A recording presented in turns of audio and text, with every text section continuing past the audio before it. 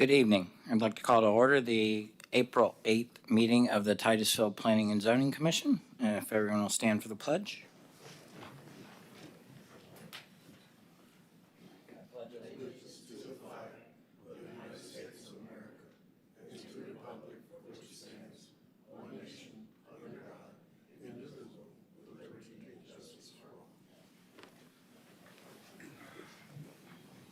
Roll call, please, Lori.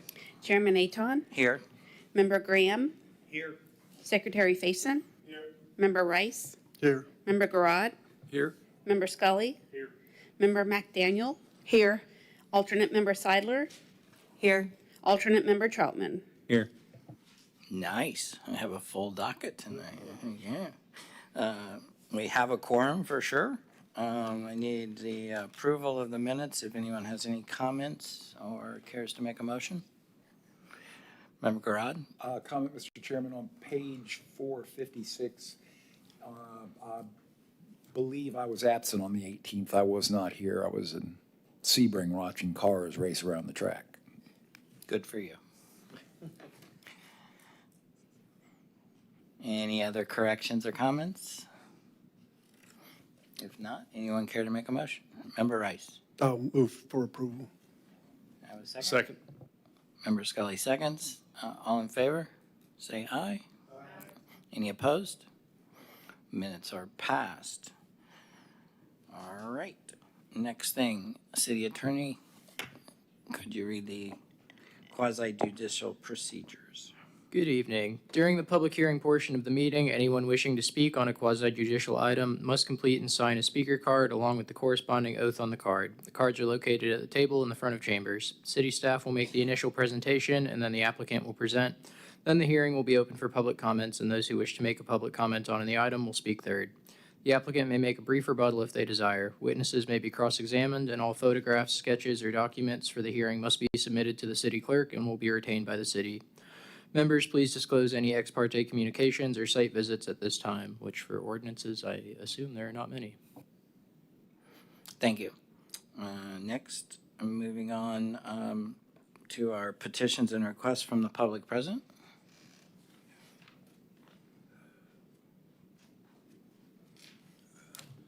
Stan Johnson, I'm almost completely unprepared because I picked up the wrong black bag and brought it here. So I'll try to do it. Anyhow, I sent you an email.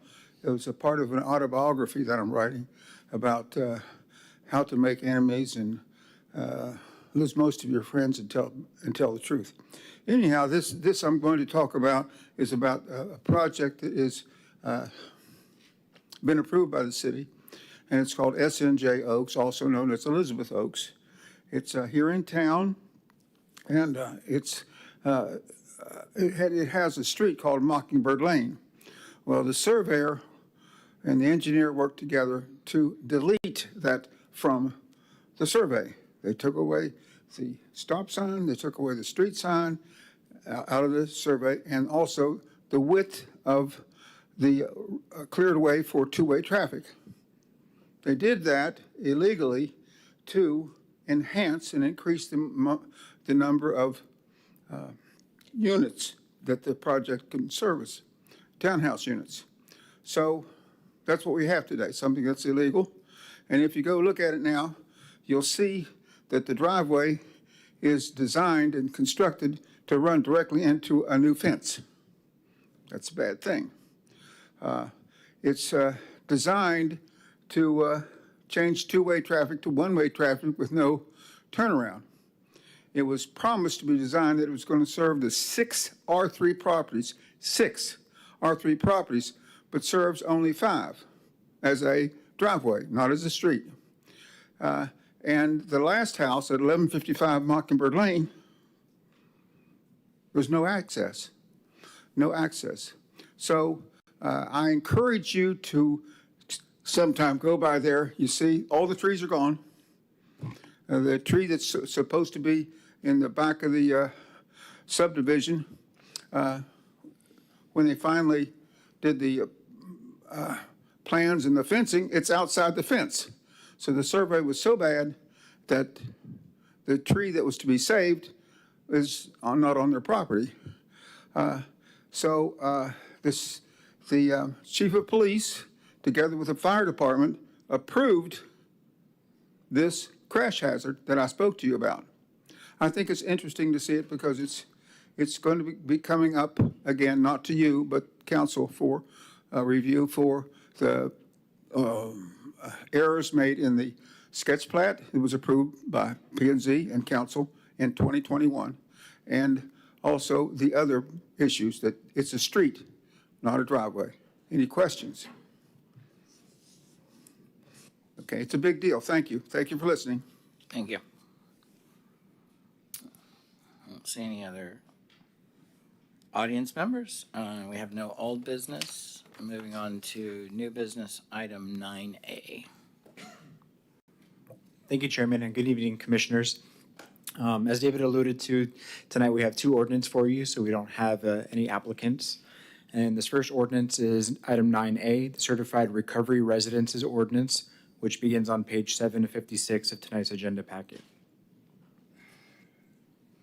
Chapter 2025-182 of the laws of Florida require counties and municipalities by January 1, 2026 to adopt an ordinance establishing procedures for the review and approval of certified recovery residences, including a process for requesting reasonable accommodations from land use regulations that otherwise prohibit such establishment. The ordinance may establish additional requirements for the review or approval of reasonable accommodation requests, but may not require public hearings beyond the minimum required by law to grant the requested accommodation. The ordinance may include provisions for the revocation of a granted accommodation for cause, such as a violation of conditions or failure to maintain certification.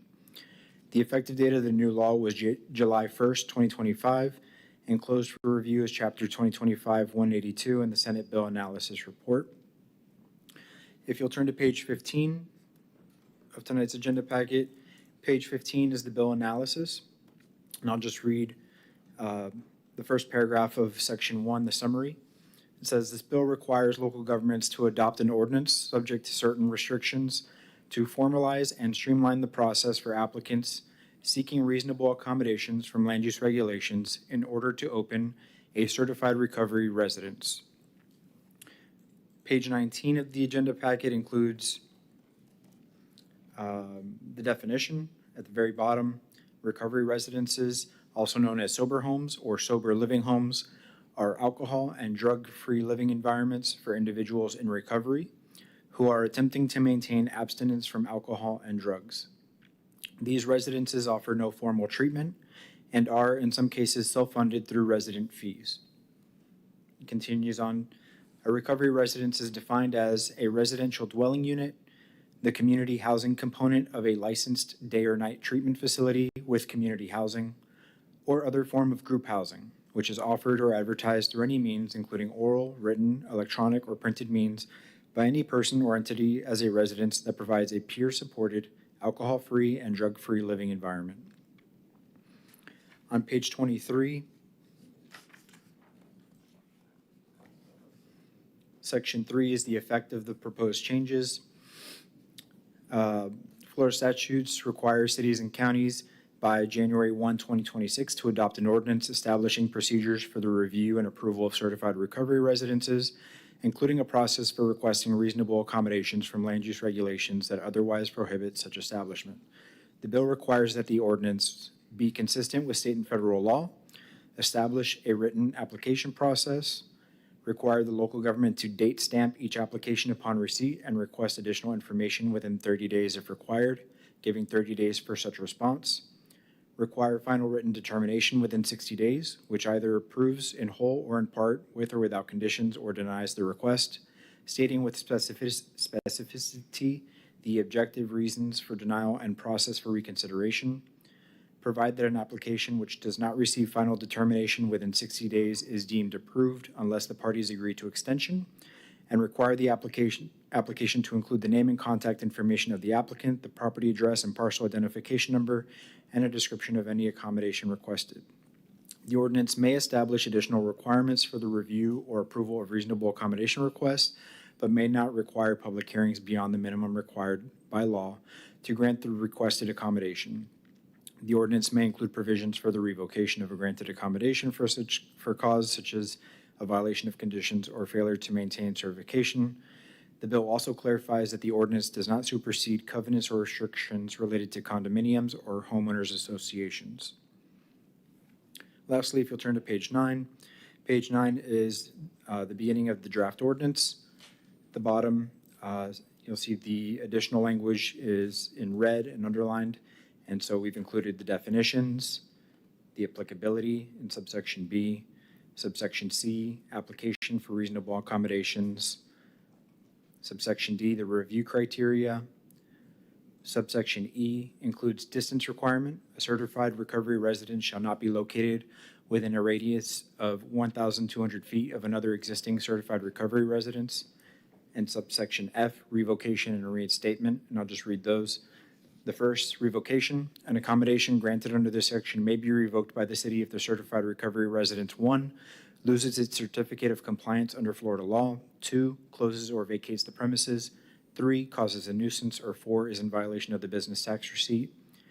The second, reinstatement. If certificate of compliance is reinstated within 180 days of revocation, the accommodation may be reinstated administratively by the city manager or his designee. 3, appeal. Any certified recovery residence who is adversely affected by the decision made concerning a request for reasonable accommodation or revocation of accommodation shall have the right to appeal such decision to the Code Enforcement Special Magistrate by filing a notice of appeal with the city clerk within 10 days of the applicable decision, along with stating the specific basis of the appeal. The City Council will conduct a quasi-judicial hearing on the appeal within 60 days of the filing of the appeal, unless otherwise agreed to by the city manager or designee and the certified recovery residence. So in short, a lot of this is from the state statute. We do have the distance requirement that's included in there, and that's certainly up for debate if you feel that that needs to be increased or decreased. But this is something that we are required to adopt in some form or fashion. And with that, I'll take any questions. Thank you. Thank you. Member Garad. Thank you, Mr. Chairman. A couple of questions for Eddie and perhaps the attorney as well. I found it interesting on the appeal process that the Code Enforcement Special Magistrate was chosen. If I understand the city's special magistrate, they're a practicing licensed attorney. They're serving in a judicial manner, hearing code enforcement violation cases. Understanding the relationship of the lawyer, judge, to an appellate process, I get. Is there any other case in Titusville that the code enforcement magistrate is an appellate body? The code magistrate sits in the appellate capacity for appeals of trespass warnings. Is that something that was gleaned not from the statute but from other example communities where they have a special magistrate as opposed to perhaps a code enforcement board in lieu of that? That's correct. Sometimes they refer to them as hearing officers or other similar things, but it's common throughout the state that municipalities will have, it doesn't have to be the same person as the code magistrate. They could have any, competent attorney serve in that role, but that they have a internal quasi-judicial appeal process. But since we have one, it makes natural sense to pass it, the torch, so to speak, to the special magistrate as your first level of appeal. That's correct. Lawyer to lawyer kind of cop. In the case of the appellate process to the city council, the question begs, now you throw it into an elected body of people as opposed to the legalistic part of it. And I kind of felt that was kind of surprising. Either it surprised me that the special magistrate isn't the terminus of the appeal. And then if you appeal that, I guess you'd have to go to a writ certiorari, I think they call it, where you file a lawsuit and explore that. It just seemed odd that you would go to the lawyer, law, oversight, review, training, experience for the appellate process, but then turn around if they deny you and you throw it back into a group of people like ourselves. It seemed to me you probably ought to cut to the chase and throw it from the city council and skip the special magistrate if the appeal process is going to be with the city council ultimately. I just thought that was interesting. I'm not trying to find fault with it, but I just find it kind of an interesting appellate process. My understanding is that the appeals to the special magistrate in this instance would then be appealable to circuit court, not to council. So in the sentence, it says city council will conduct a quasi-judicial hearing on the appeal. within 60 days of the filing of the appeal unless otherwise agreed to by the city manager or designee or certified recovery residents. It looked like a cascade that you ask the special magistrate for appeal. If they don't side with your appeal, the appeal goes to the city council. Or am I misreading that? I'll defer to Eddie on the policy choice. I think originally in the ordinances drafted, council was to hear the appeal entirely, and we moved it over to the special magistrate, so there might be some mismatch in there, but I don't want to speak on behalf of policy for staff. That's right. And if that, in your opinion, if the board, if it would be cleaner to send it to council first, or only to council, you can certainly make that suggestion moving forward to council, make that recommendation. Well, using the example of the Board of Adjustment as a terminology, if you file a case for appeal to the Board of Adjustment, at least in my experience, and the Board of Adjustment denies your appeal, you can file a writ to overturn that appellate process. But you oftentimes wouldn't want to go from the Board of Adjustment to the city council, and if everybody agrees to say no, you then get to file a writ. It seems cleaner if the answer is either the magistrate's the final decision, or if more preferred, it is a city council decision, then just skip the magistrate and go to the city council, and if you fail in your appeal, you then have your legal recourse. That's more common, I think, than less common, at least my experience. Both Board of Adjustment and trespass warning appeals are appealable only to circuit court. They don't go then to council, so that would be, I think, in line with what you're saying here. Yeah. Do the other council members have anything to think about on that? That's the first question. The second question, you said you could increase the 1,200-foot radius from one to the other. Is that not statutorily required as a distance separation, or does the statute envision these recovery things could be next door all the way down the street? So the intent of the statute was to streamline this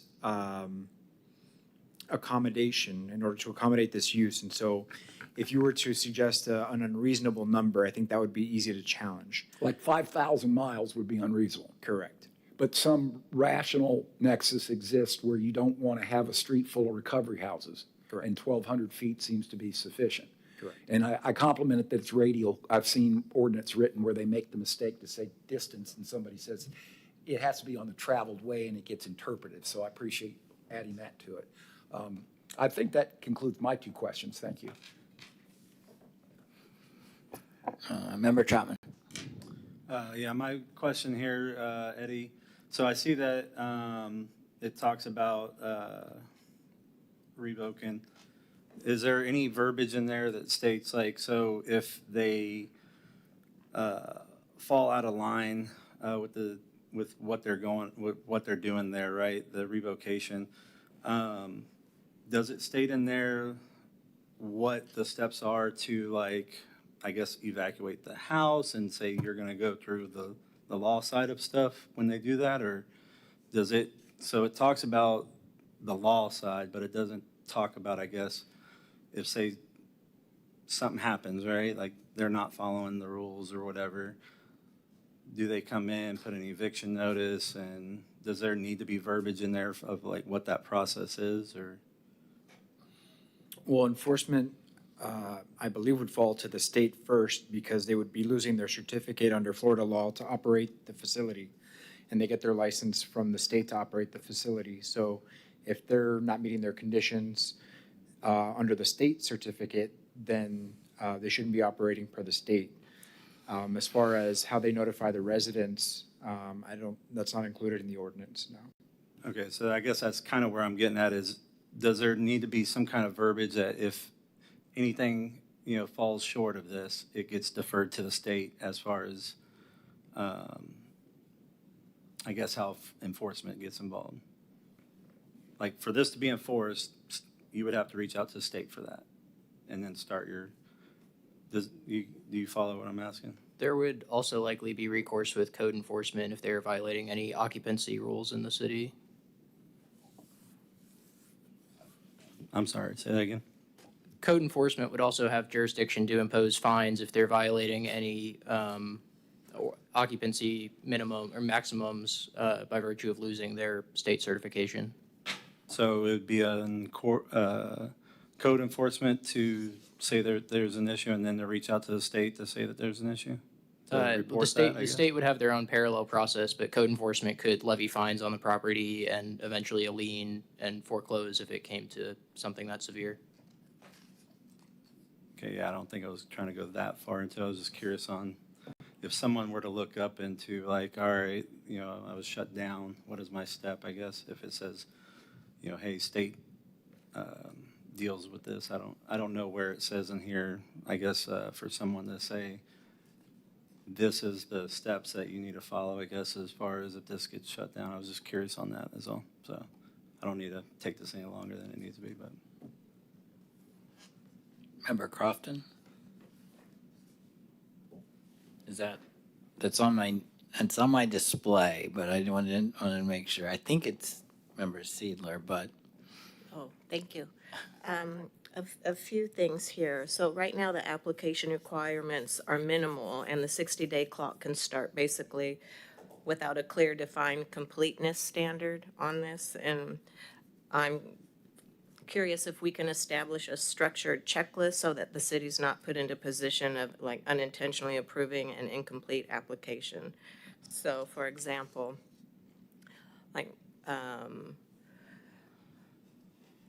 define when the 60-day clock starts. For right now, it's kind of unclear. And can we put something in there where the city formally says this application is complete and then the 60-day clock starts? That's similar to how our current applications work. So the list of what would be required is under C1 on page 10 is the form of application, which includes their name, mailing address, parcel ID number, specific regulation that they're seeking relief from. So those are all the things that they would have to identify to us.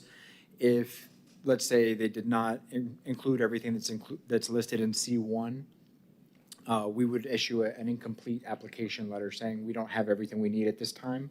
And so that would not start the 30-day clock at that point. Okay.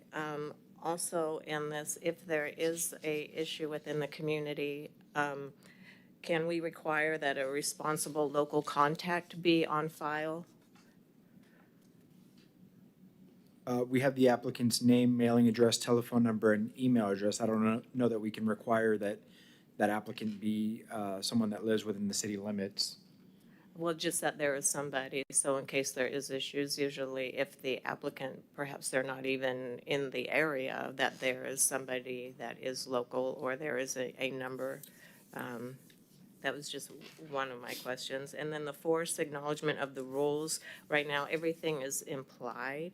Do they sign anything that they must follow the nuisance laws? And if they don't follow them, can it be revocation if violated? Is that clear in there, or is that So on page 11, at the top, subsection 1, revocation, item number 3, it says cause a nuisance. So if the certified recovery residents were to be found to be causing a nuisance, then yes, they could be found, the accommodation could be revoked in that Can I ask, situation. what defines a nuisance? Is there a Sure. definition for that? We have a nuisance section of the Code of Ordinances, and that includes noises, sounds, smells. Okay, and then I know we can increase or ask for the increase. There's a 1,200-foot rule exists. How's that verified? Is that, so, like if you're in a residential neighborhood and you have one home that is designated for this use, skips a home, then it can go to another home, skips a home and can go to another home? Is that, when you were talking about the distance, I know we can't limit, how many are in there, that they do have that right, but 1,200 feet, is that something, I'm not aware of how this works in a residential or in a neighborhood in of itself. So is 1,200 feet enough? seem to be happy with that, but I'm just curious. To respond to your question, there are, group homes have gone through transition over years where local government gets pitted against the state, in my experience, where the state writes rules that impede local government from arbitrarily having distances. When I mentioned I've seen distances written where they don't get clearly defined, so they become linear instead of radial. I was also, when you spoke, I was reminding myself of another point of view. What is the 1,200-foot demarcation point? Is it the property boundary or the house? If I had a 50-acre farm and I had one of these houses, I wouldn't go 1,200 feet and still be on my property. So you would, in effect, have one next door, potentially, as opposed to point of bearing being the home that's used for that purpose would be your measurement criteria, not the property on which the home is located. Sure, to clarify, that would be from the property boundary, and that would be as the crow flies. And what that means is, when you're looking at an aerial, you don't take into consideration the lots and blocks and go 1,200 feet. Inclusive of road rights of way, Right, railroads, so you're all just that. going from the property boundary, draw a line 1,200 feet, using scale. And that's kind of why I mentioned that when you make a criteria like that and, look at a rural community or even look at Titusville and some of the rural areas like along Carpenter Road, you have lots out there that in some cases are 500 feet in width and 1,200 feet. You, in your mind's eye, staff's confronted with the question, where's 1,200 feet measured from? And you say the property boundary, and I'm next door and go, why am I getting this thing next door to me when it was 1,200 feet? And the response is, well, we have to begin at the property boundary, where in fact the use is more akin to the house they're residing in, the building and structure, than it is the property the house resides on. So in my humble opinion, I'd rather make the criteria be really definitive, start the 1,200, or if it's more, 15 or 2,000 or whatever seems to be the best distance, but make the criteria from the building, not from the use of land, or you could potentially get the issue of, I meant to have 1,200 feet between them, but because one's on a large lot, I absorbed the 1,200 feet within my own property. Next door is another house, I want to put one there too. If the objective is not to let them be side by side or down the street from one another. Am I making myself understandable?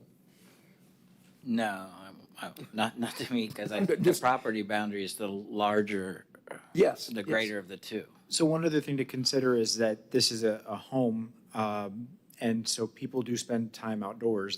The tenants or the residents are not limited to staying within the confines of the home, right? They could enjoy the rest of the property, so. Sure. That's just an additional thing to consider, but that could be part of the recommendation to council. I mean, they could be wandering all over 15 acres of property, but I think the objective was to separate the buildings being used for the purposes of a substance abuse recovery. So if you measure the property boundary, you have to accept the fact that that gives you a freeboard of distance from where the activity is, the residential activity, the group home. You don't refer to it, for example, as group land. You refer to it as a group home.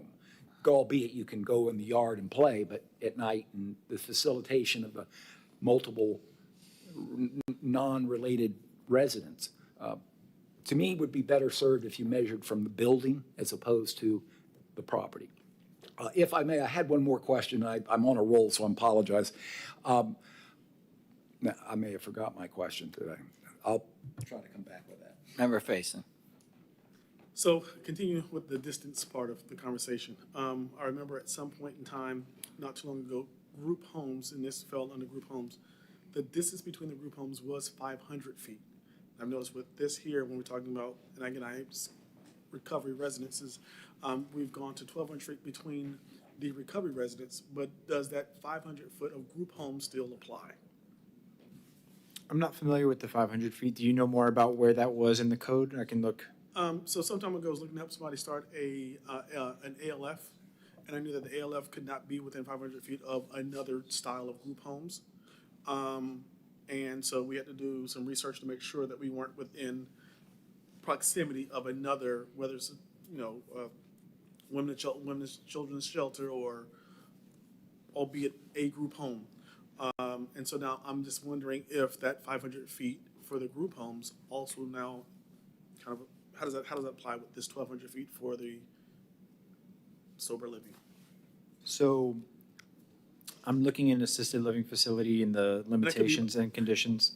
No, and I could be mistaken, but I remember 500 feet. And I'm not seeing it yet. It could still be here, but just for the sake of the argument, let's assume it is in the code. This is a new state law that supersedes, that is about overriding what our current regulations have. So this would preempt whatever we have as far as areas where a certified recovery residence could not happen. And so if they're applying for this waiver, if you will, from our land development regulations to establish this use, then that distance requirement would work. If they are working under our existing code where they are permitted, then that minimal 500, lesser 500 feet distance requirement would apply. Well, here in this case here, I'm just saying, let's say that there's a certified recovery residence in one location, and then let's say that there's a children's home nearby. Which distance would you go with? Would it be the 1,200 from the children's residence, or 500? Let's just say for the 500 from the children's residence. In this case, the distance requirement says a certified recovery residence, this is the proposed language, shall not be located within the radius of 1,200 feet of another existing certified recovery residence. And so if that other home was not a certified recovery residence, the 1,200 feet would not apply. Okay. All right, so my question would be, we need to look and see what the group home distance was and see how that aligns with the certified recovery residence distance.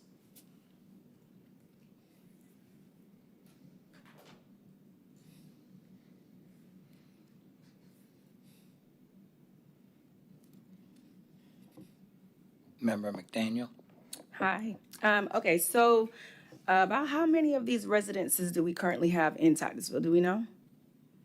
So this is a new process that we would be establishing where someone could petition the city to grant this waiver. So we currently don't have any. Okay. And then with the 1,200-foot rule, how would that be tracked and enforced? We would have to maintain a new map. Thank you. Member Rice? Couple things. One of the things that this document says is that it may not require public hearing beyond the minimum required by law to grant the requested accommodation. So it doesn't say you can't go through a public process. This is the minimum required by law. So why isn't this a conditional use or something like that instead of just isolated to the administrator? Why aren't we doing a public process here so a neighborhood can come and support or have concerns about it? Why aren't we doing that process? Or is that not allowed? Because the way I read it, it says the minimum allowed by law, and conditional use process is currently a process that we use.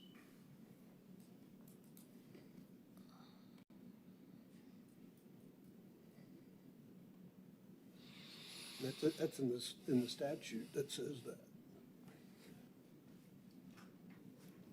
I see it. It says, I'm looking at page 23. This is the paragraph after the bullet points. The ordinance may establish additional requirements for the review or approval of reasonable accommodation requests, but may not require public hearings beyond the minimum required by law to grant the requested accommodation. So they're requesting accommodations to allow this use where it otherwise wouldn't be prohibited or wouldn't be permitted.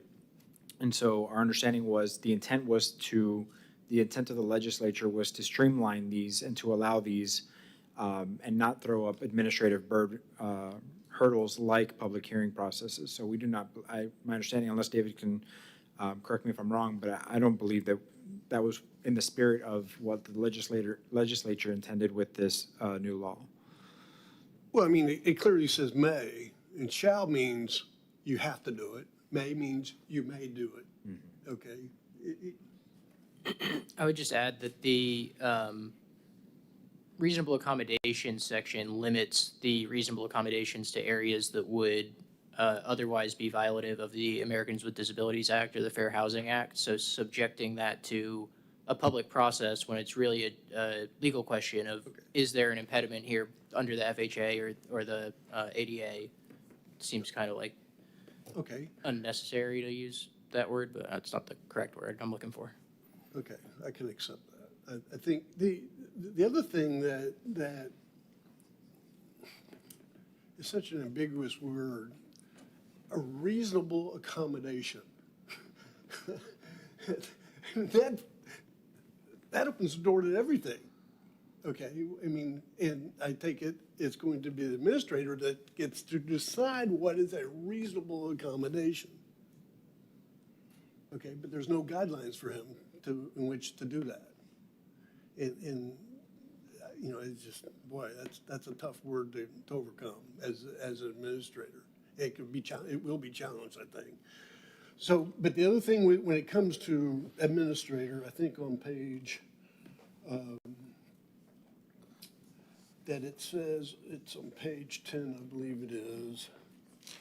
Let me just make sure I got it right. It's left up to the administrator, the Community Development Department Director, okay? And typically, even with the LDRs, the administrator of the LDRs is the city manager or his designee. That's the way the code reads. And even later on in this same ordinance, it says, you know, with the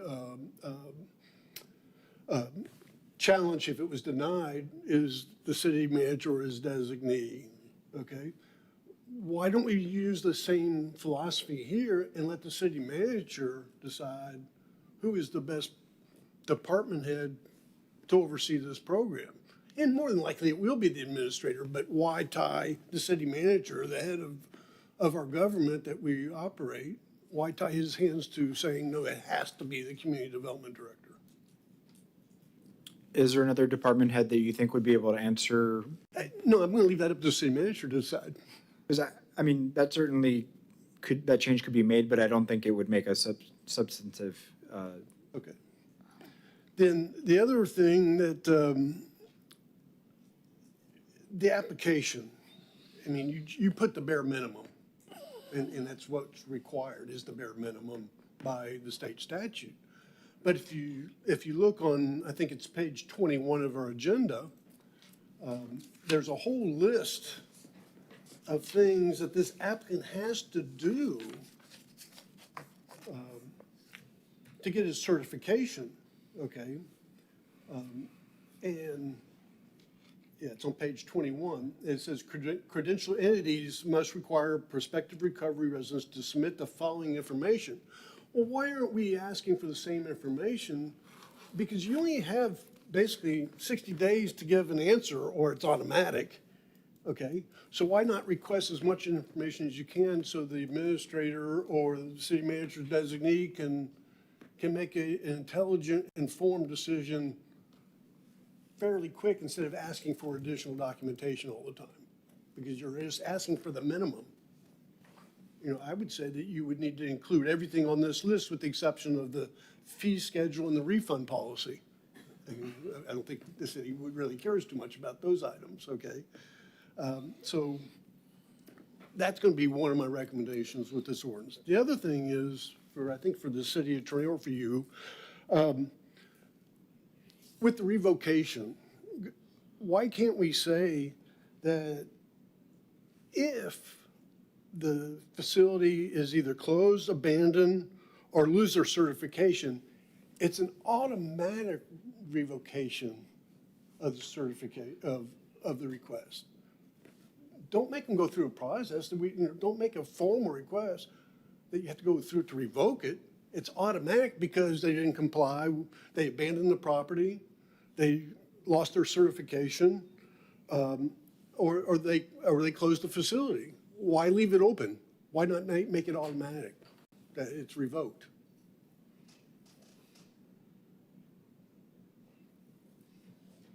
I don't think that's against state statute from what I read. No, I mean, it is a policy option that could be recommended. Okay.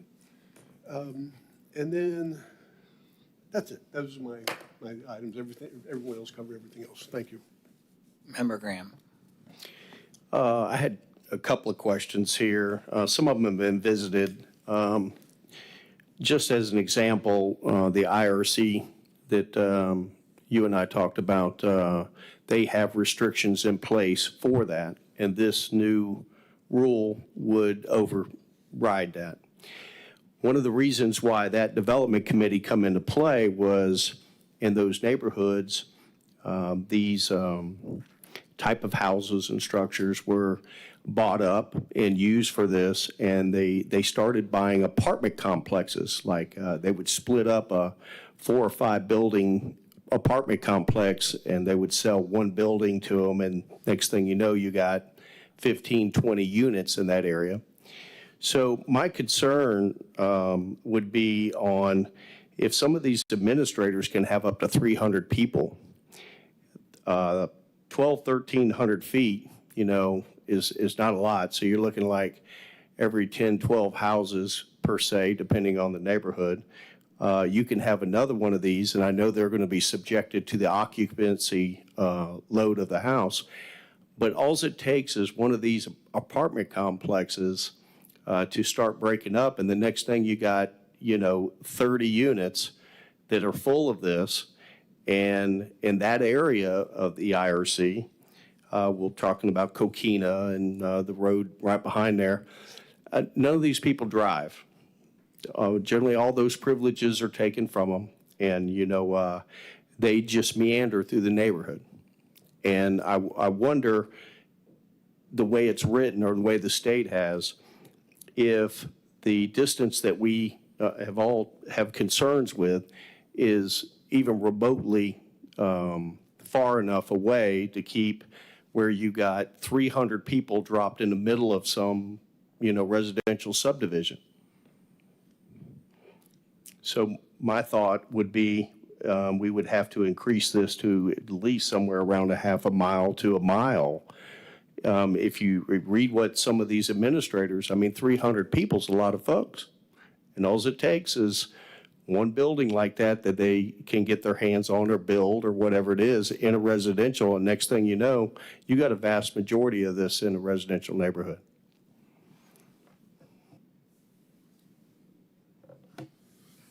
Member Grodd. Thank you, Mr. Chairman. What I was going to ask a question of is, try to make sure I get this in sync.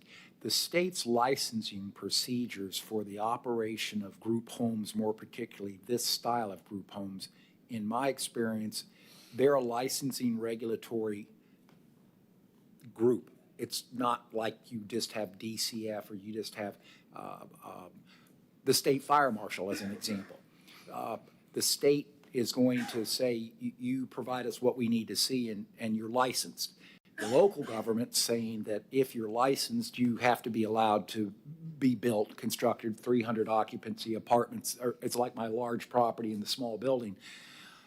But it's the fact that in each of the instances that I've had group housing as a zoning issue arise because it's easier to ask forgiveness than permission, is the building construction, and you just spoke on that. You can't just turn a house or an apartment into a group home and say, well, how many people fit in the bedroom? Because if you look at the building codes for how many people are in a square foot of a house, it's a lot of people. You can densify that, and then it becomes a nuisance, so to speak, because everybody's clamoring about what's this going on. It's like, hey, they were licensed by the state, they're okay. Did the building get constructed to the occupancy requirements of a group home? And that was the part that I always saw missing. Unless you require the building permitting process to go in and explore the way the home that you're going to buy to use for that purpose is examined for fire codes. And here in the requirements, you have to proof of there's a page 21 you pointed out, proof of satisfactory fire safety and health inspections. Who implements that? Who requires that? If the person comes to the community development department and presents a application, the time clock's already started, you've stamp dated it, you've got to make a decision. How does that request for use of land merge with the occupancy, fire, safety, and health inspections that should occur before you let the people occupy the group home, regardless of whether the state has prohibited you from regulating it other than a licensing procedure? Because all of this is about licensing, not about the dynamics of the building. Did it have fire announcers? I mean, it's like a motel. You have to have a unified fire alarm system in a motel room. If you have a home, you have a stick on there with a 9-volt battery in it. Does this group home get 9-volt batteries with 10 men living in one bedroom because 10 men in one bedroom that's 100 square feet meets the occupancy load of the building code? You can actually have 10 people in 100 square feet and be compliant. I'm not factually knowing that, but I think it's pretty close to true. It's a really large number of human bodies can go into a building before it trips the scale of a building occupancy load or a fire load. But if you don't have a regulatory process identified that before you can ask for a license, you have to have compliance with the building's occupancy. Where is that merged into this ordinance? So the bill analysis, again, this is a state law that was handed down to cities to implement, only talks to accommodations from land use regulations. And so my understanding is that there would still need to be compliance with the Florida Fire Prevention Code and any other standards with the Florida Building Code. I'm good with that. My question isn't that the state law or the fire code or NFPA regulates it. How do you implement that regulatory authority? Who goes and inspects that home on a licensing request? I've shown you all my licensing request applicable standards. It's all spelled out, the form. You've date stamped it. The clock is running. Who's going to go in there and say, wait a minute, you can't operate a group home with 9-volt battery, non-unified fire announcing systems? In some cases, it could actually trigger a sprinkling requirement. You mentioned apartments. And all of that really comes to a head when the first application is submitted and nobody knows how to implement the inspection process of the use of the land, not the occupancy inspection for the use of land. Mm-hmm. And therein is my question, is there going to be in the standards by which an application is made before you can timestamp it? You mentioned about, is there a threshold criteria you've been reviewed to be compliant with so we can accept your application, as opposed to I'm just arbitrarily turning you down or I'm not moving fast enough? That's excellent. Most of the codes have that in there, that you have a minimum, and you said you did have that. How do you get an applicant for one of these at the Community Development Department consummate a requirement before you issue the license that the building meets satisfactory fire safety and health inspections? So typically, the fire inspection is tied to the business tax receipt, which is also known as the occupational license. So maybe including that the business tax receipt be applied for at the same time that the request for accommodation be submitted? I'm kind of good with that, but then business tax receipts, why they don't call it an occupational license anymore, because now you're remitting a tax. That's really all you're doing. That's why it used to be you could revoke an occupational license, and then the state came through and says, no, we're not going to call them occupational license anymore. We're going to call them business tax receipts. And the fact of the matter is, if I'm willing to pay the tax, you have to accept my tax payment. I want to do this use, I have to pay this tax, give me my license, quote unquote. Well, and we do have fee-free BTRs for, I believe, nonprofit uses, for example.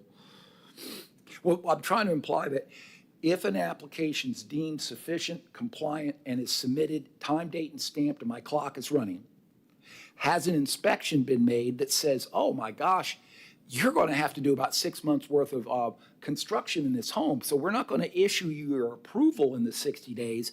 You need to go fix the house up. As opposed to, no, I'm running the clock, you accepted it, you have to give me my license, I'll get around to fixing the house up later.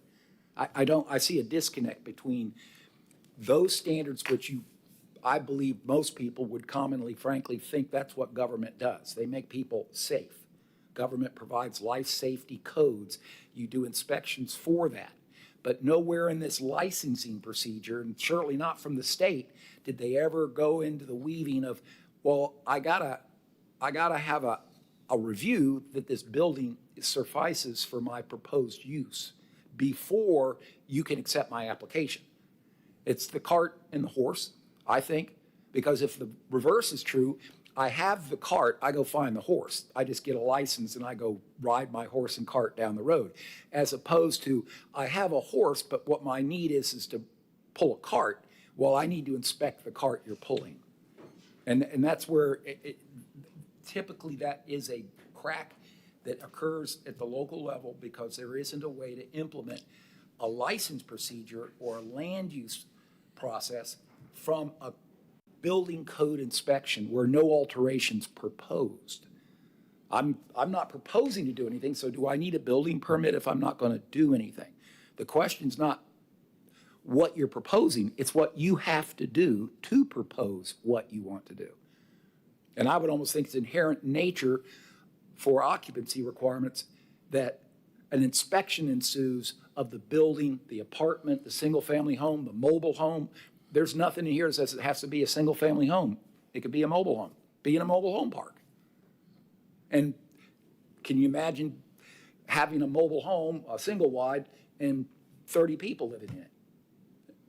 I just, right there's one of my points is I think there needs to be a connection between the application's timing and the procedural requirements to issue the applicant's request in a timely manner, and the fact that before you begin that clock, you've got to have an inspection that the building you're proposing to use is satisfactory for the proposed use, or you're certainly going to get the cart before the horse. You get the license and you don't have the building code in compliance. And it's okay to say you can go to the code enforcement to remediate the issue, but that doesn't seem like the right process either. Start right, end right, not start wrong and continue to be wrong. I hope that makes sense to other people than just me. Member Faison. Interesting piece of legislation or policy that we're here to discuss. One of the things that I see that is probably one of the biggest issues that we have no advocates speaking on behalf of this process. So one of the things that Member Garate brought up, one of the things that we didn't take into account is the servicing populace of these homes. So whereas in ALF, there's a special need there. So there's some regulation that covers that special need populace. When we're looking at children, there's another special need populace that also needs special needs care there as well. In these homes, we have people that are recovering. They are, in essence, okay otherwise. And so this is just a roommate situation. And so we don't have legislation that governs roommates or subletting a room to another individual to make sure that that room that's being sublet meets a certain standard or indoor conditions. We don't have that. But yet, in this recovery house, that's kind of essentially is what it is. Roommates that are renting a room while they recover, along with other folks who are also recovering. So when I look at the servicing populace, I'm looking at what are their needs. What do I need to make sure that they're cared for? Like in ALF, where a sprinkler system is necessary or an outside generator is also necessary, just in case power goes out. These people that are medically disadvantaged may need some care. So when I look at this populace, I don't see the need for overregulation. And so that's one of the things I want to kind of bring up as let's look at who we're serving. The next thing is NIBI, not in my backyard, is huge in this community. Again, these are people that are recovering. And if bad things happen. Next door neighbors. I mean, we all live in communities that someone is addicted to some kind of drug and or has some kind of mental health just down the street. Okay? But we don't say that we want those addicts to be further down the street. No, they're our neighbors, you know? We care for our neighbors. They're across the street. They're behind us. So just because there's a house full of recovering people doesn't make it less attractive than your neighbor next door who may be struggling with another issue. So the reason why, again, that's why I asked about the 1,200 feet was because I just want to know if they're allowed to be next door to any other group homes that are sensitive in nature, because the regulations said between each of those. And so my question was, could there be essentially another group home in between at 500 feet, right? Say it's children, family, whatever, women and children, whatever, it doesn't matter what it is, but a group home in between the two 1,200. Not that it's a problem, I just wanted to make sure that that's okay. Yeah, with the languages in the proposed ordinance, it would not prevent a different type of group home from being within that 1,200 feet. If I could find the standards with the 500 feet that you're referencing, I could review the language and see whether it's written in a way that it applies to any type of recovery residence or just limited to neighborhood group homes. Those are different definitions. So I'd have to review that. I don't have that for you tonight. And the other last thing I would like to ask is that if we have an opportunity, there are homes here that service this populace, right? That they also have some input on this legislation, on this piece of, policy that we're trying to pass today. Only because we don't have any true advocates for this policy. We are great at trying to make suggestions, right? But unless we've been in that process, we really don't know how to best serve these individuals. And so I think it would be nice just to have some input from that industry.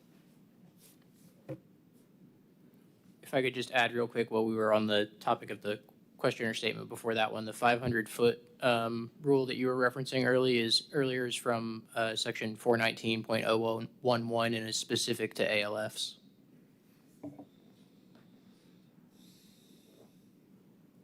All right, I don't see any more lights. From my standpoint, I agree with Member Rice. I tend, there's a couple pretty important things, especially with the health and safety and inspection side of things, that us rubber stamping it because the state did it and signed off on it, and not having our staff or our community also do it is might be a little dangerous. So having it be part of our application process as well, as kind of a backup on the important points, especially the fire safety and health and those, seems to make a lot of sense to me. Other than that, I assume we don't have any cards, Lori, since we have no people. No cards. So I'll open and close the public hearing and then bring it back to members for anything additional. Member Garrard. I guess I should, because this will be interesting, we're just discussing this amongst ourselves, and that is, how do you feel on the discussion points we've had already? You mentioned a couple, and if I can ask Eddie, if I categorize my concern that, for example, the appellate process is something that could be streamlined and, in my opinion, more consistent with most of the appellate processes I've been familiar with in my experience, to go from a board of adjustment to a writ of certiorari to a writ of certiorari following the city commission's decision. Having this magistrate in the middle of it, that doesn't, to me, make a lot of sense. So that's my one recommendation to consider.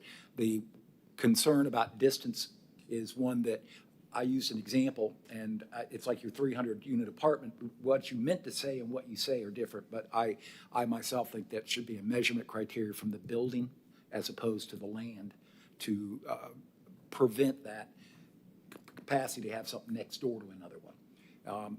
The idea about inspections, what I'm envisioning is that the application process would in fact codify a requirement that an applicant has to provide for a fire, whoever the appropriate staff is, as you said, it could be the community, be the city manager as designee, whoever that would be needs to, I turn my application in for my use, but at concurrent, I have to make an application for a building inspection. I have the inspection performed and I know now what I've got to do. I can't get my license issued unless that building is conforming.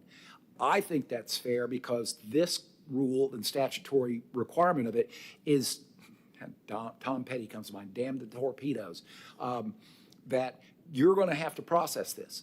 And I think that's the statute, that's the law, and that's what you're doing. Doesn't mean, back to your comment earlier too about what does the statute say, it doesn't say you can't require an applicant to provide for an inspection to determine if the building's capable of the proposed use. And that's a building code, not a zoning code, it's a life safety code. And that way, if the applicant is told, you got to fix this and do that and do this, go do all of that and we'll process your application. And when you show us that you've complied with the required improvements, then we can issue your license. Does that work within the statute, do you think? I don't believe there's anything that prohibits us from adding additional requirements as far as the completion of an application. The only rub that could possibly get into is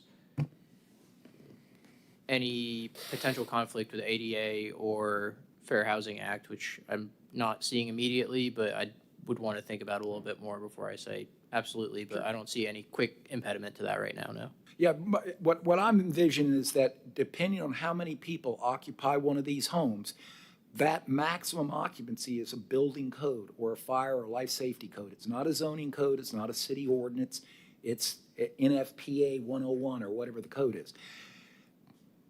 If you were to give a person a license first, and then they go occupy the building without doing improvements that were required, because it's just a license, that compromises the whole intention. And I think that that's fair. It seems to me to be logical. I think it's a good nexus that before I issue your license, since I have to, you can't turn me down on a zoning land use issue, but I can turn you down because the building's not fit for occupancy under your proposed use. Building code, life safety code. And just codify that right within the process. Something you could do, I think, without putting a code. I don't want a conditional approval is what I'm trying not to do. Yeah, because our interpretation is that the last bullet point on page 21 is that in order to get their credentialing, they had to provide that to the state. But we're taking the state's interpretation and their follow through and all that happened. And I think it's better that we back that up. I mean, they may or may not have done it to the state, but we make sure we did it. Yeah, that's kind of why the local governments provide those inspections, and that's why that is, because the state's really not in that ballpark. Right. So, Member Seidler. Thank you. I do like the idea that you suggested about revoking instead of going through this process. If you fail to your credentialing or you lose your license or you have whatever have you, I think that if we can revoke it, I like that idea. I don't know if we can require that. I also do like the idea that you're suggesting of all of these things, safety and prior to occupancy, the ask for forgiveness tends to be what we see a lot of. And I would like to prevent that as much as possible for our staff and everybody else. I also like the idea of it coming to the community in a committee of some sort so we do get some say in it, because that 60-day stamp is a 60-day stamp and it gets put through. So I don't know what we can, again, asking for these things prior to the beginning of the clock. I would like to see us get as much information is prior to that clock starting, because once the clock starts, the hands kind of get tied. And then my distance thing, if you could just clarify, you're asking building as opposed to land. So in my mind, 1,200 feet from a building, and you want it from building to building versus, let's say this building is on an acre, I would prefer to see it property to property. It gives more space in between. And the way you're telling me is you would prefer it, let's say we have an acre and there is a home there, and so that basically the 1,200 feet would be absorbed in that acre, and then therefore they could have another one right next door on this piece of property. Am I understanding that correctly?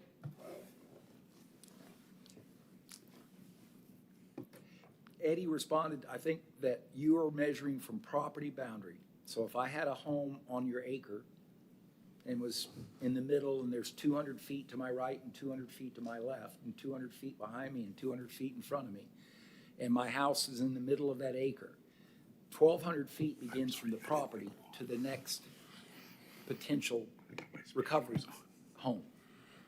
And you're measuring from property to property.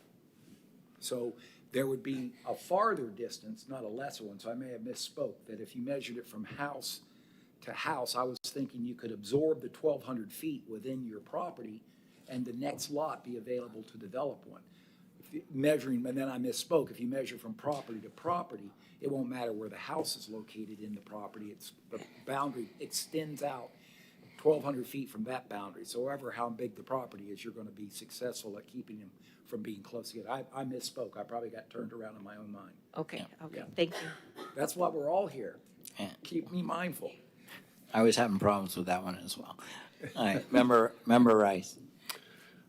I'm going to ask a couple questions about the inspection portion. Can we, without breaking state statute, say before we accept your application, you have to have the place that you want inspected by the building official and the fire marshal? Well, I think, Before we accept your application, is that allowed by state statute? That way the clock doesn't start now. Is that doable? The state statute only references a completed application, so the statute itself, again, wouldn't pose an impediment to that. And what I was trying to think through a minute ago, only hesitation is if we're making specifically recovery residences as opposed to any other type of group home go through these extra stages that the other group homes aren't, just by virtue of the fact that they are seeking to house people who qualify as disabled under the ADA and Fair Housing Act and are seeking accommodations only on that basis, it might start to look like discrimination at some point, depending on how harsh the walls we put up prior to the application process starting is. So you're saying we shouldn't do that? I would have to do a little more extensive research, but it's just something to consider at this point. Okay. but before, With regard to distance, can we have a graduating distance based on the size of the facility? So if you have 1,200 people or 300 people, whatever it is, that distance graduates out. Sure, absolutely. Okay. And then the other thing, I didn't notice in here, there's nothing mentioned about an application fee.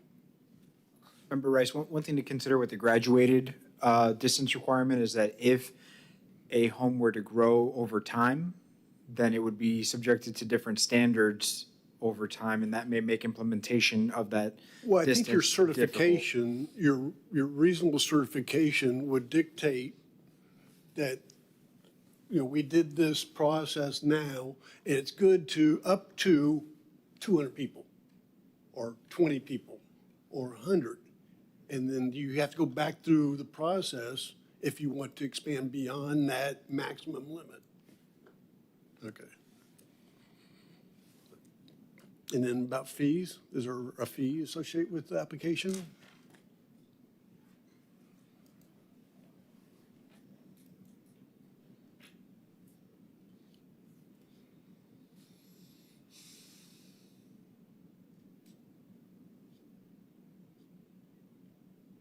No, we have no fee included at this time. Okay. We probably should create that at the same time we create the ordinance, should we not? So if you get an application, that you know what the fee will be. it doesn't seem we collect anywhere. Member Rice brought up the target occupancy. I don't think we ask that question anywhere, do we? I don't see it on the application that, are you creating? How big are you?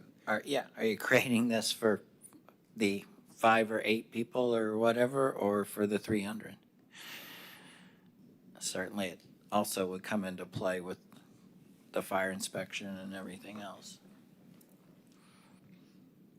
That's correct, sir. And I think that would be covered by what I believe Member Rice suggested as far as requiring the same information that's being provided to the state. But is it, I didn't even see it on the state's list, is it?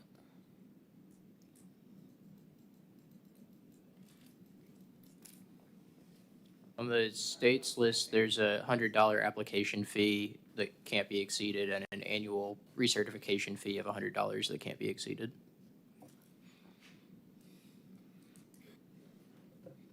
No matter the facility size? That's correct. I was going to follow up with what Mr. Rice was talking about here, that if it might be predisposed to be unfair that we would require that inspection. And I should have footnoted, that's for an existing building. You wouldn't go through this problem for new construction. I would submit maybe group homes in general, ALFs, and anything that's multiple occupant residential, where that same scenario happens, whether it's 10 people who all believe in one thing or 10 people who all like each other, whatever group housing is, that the building inspection is done before you can give them a license, or even, and I think it's appropriate to say you haven't made an application until you have an inspection, so that you know what you have to do. And maybe that has to be applied to all of them in the code, not just this one. That would counter the potential singling this out. Standardization definitely gives me less heartburn.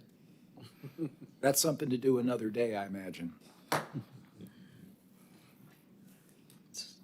Guess we can still make it part of the recommendation, which,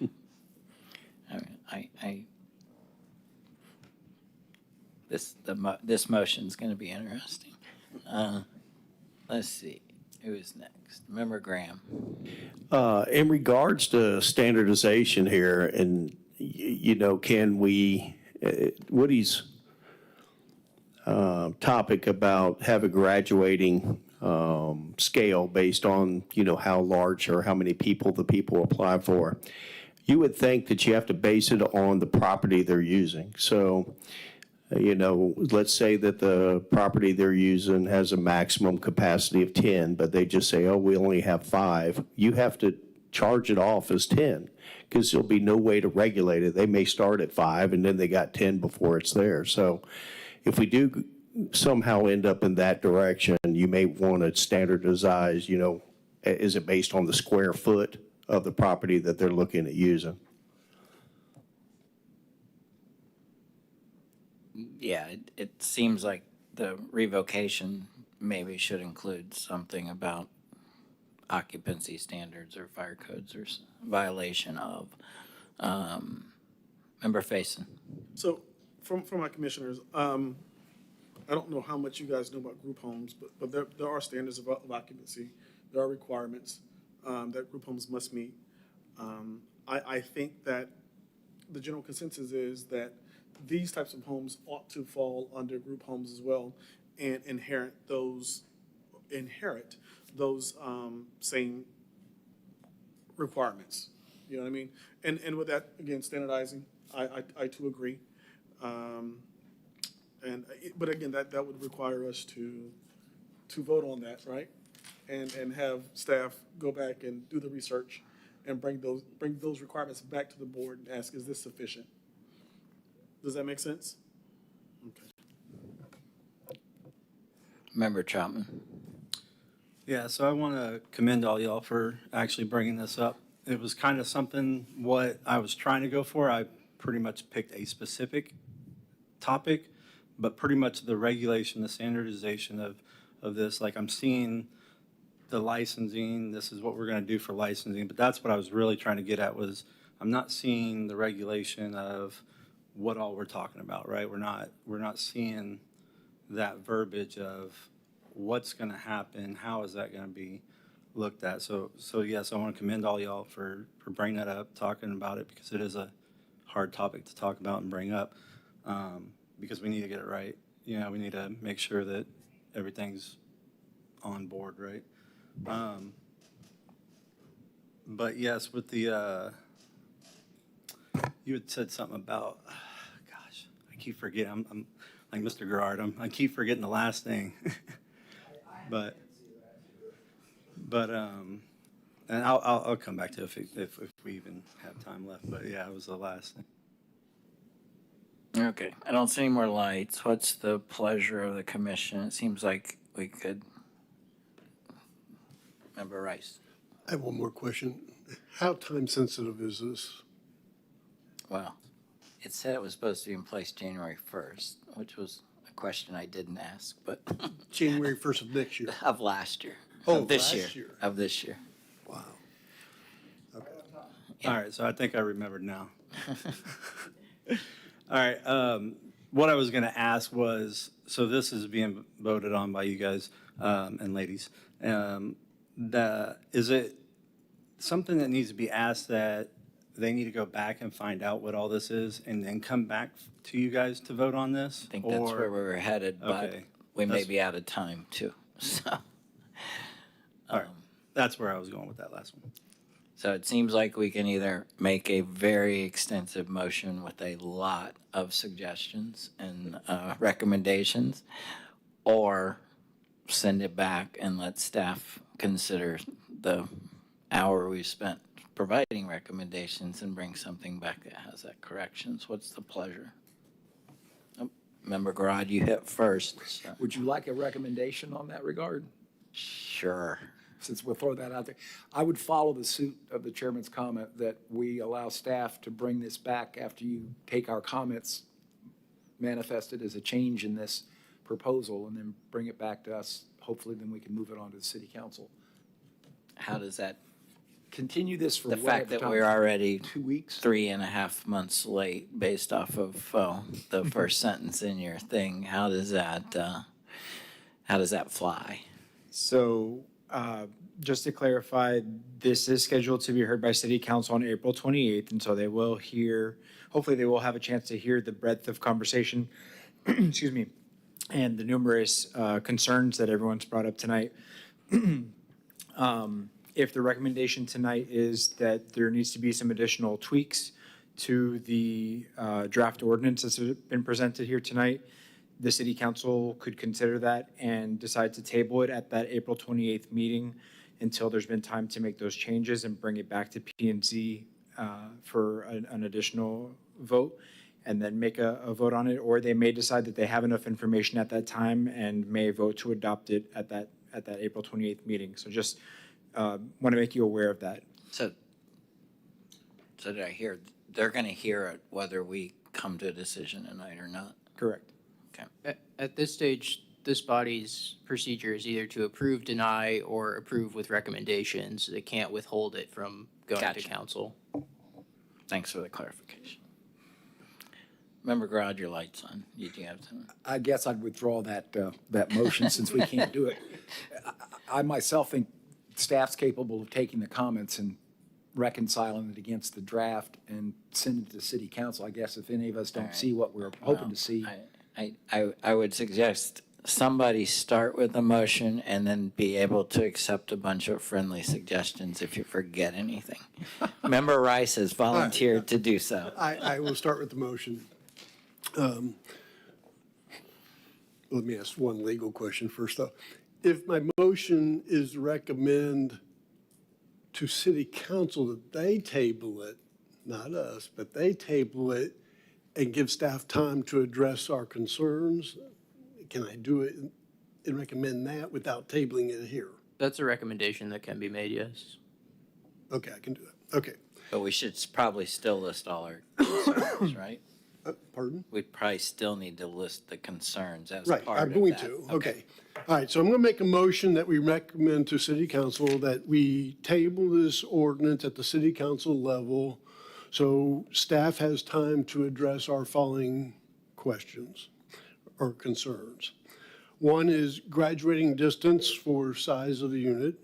One is to add in the form those requirements on page 21, with the exception of the fee and ones, including certification entity. Is it the FARR, the FCB, or the DCF? What certified recovery level are they? Are they a 1, 2, 3, or 4? Type of services offered? Are they 24-hour, just day, just night? Along with those items in there. Also include provisions for inspections and fire marshal. Come up with and include in the ordinance the fee schedule for the application.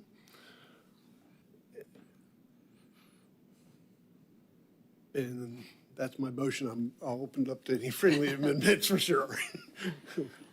I need a second for that.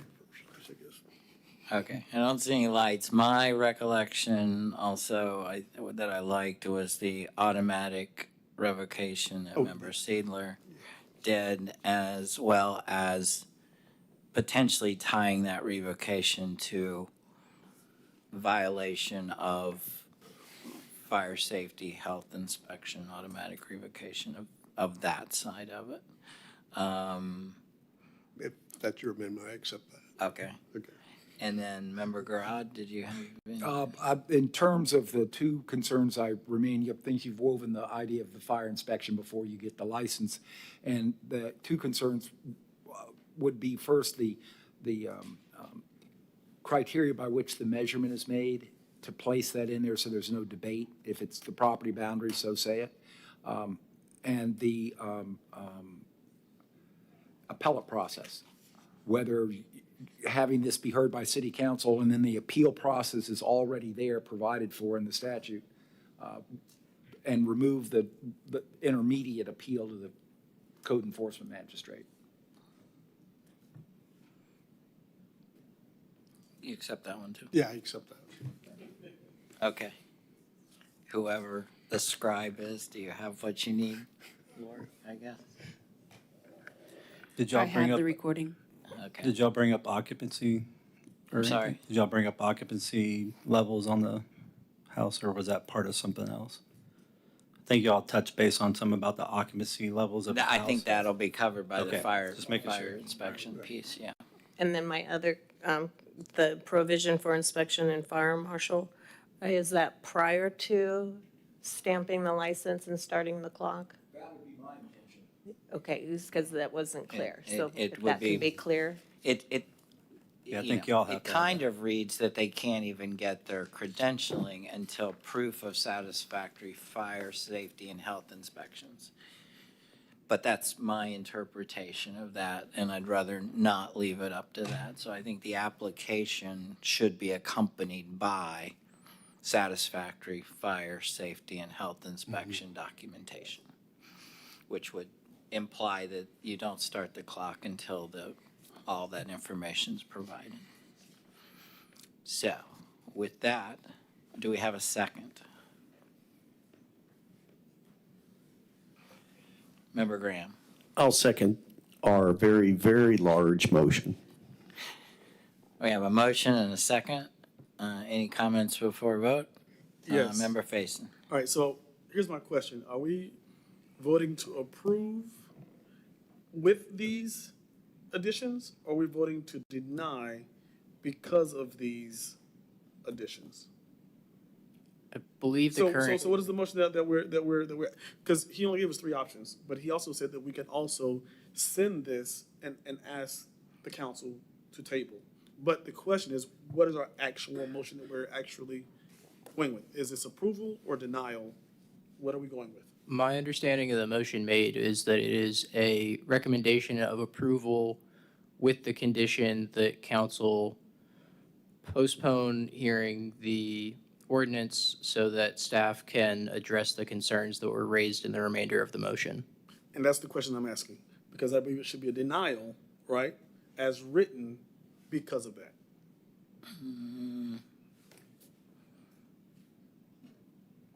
I still understand it as an approval with condition. Yeah, I mean, I get it, but that was my question. So are we going approval with conditions or denial, and then these are reasons why? Because at the end of the day, right, it's 6.5, 6 and 1/2 does the other.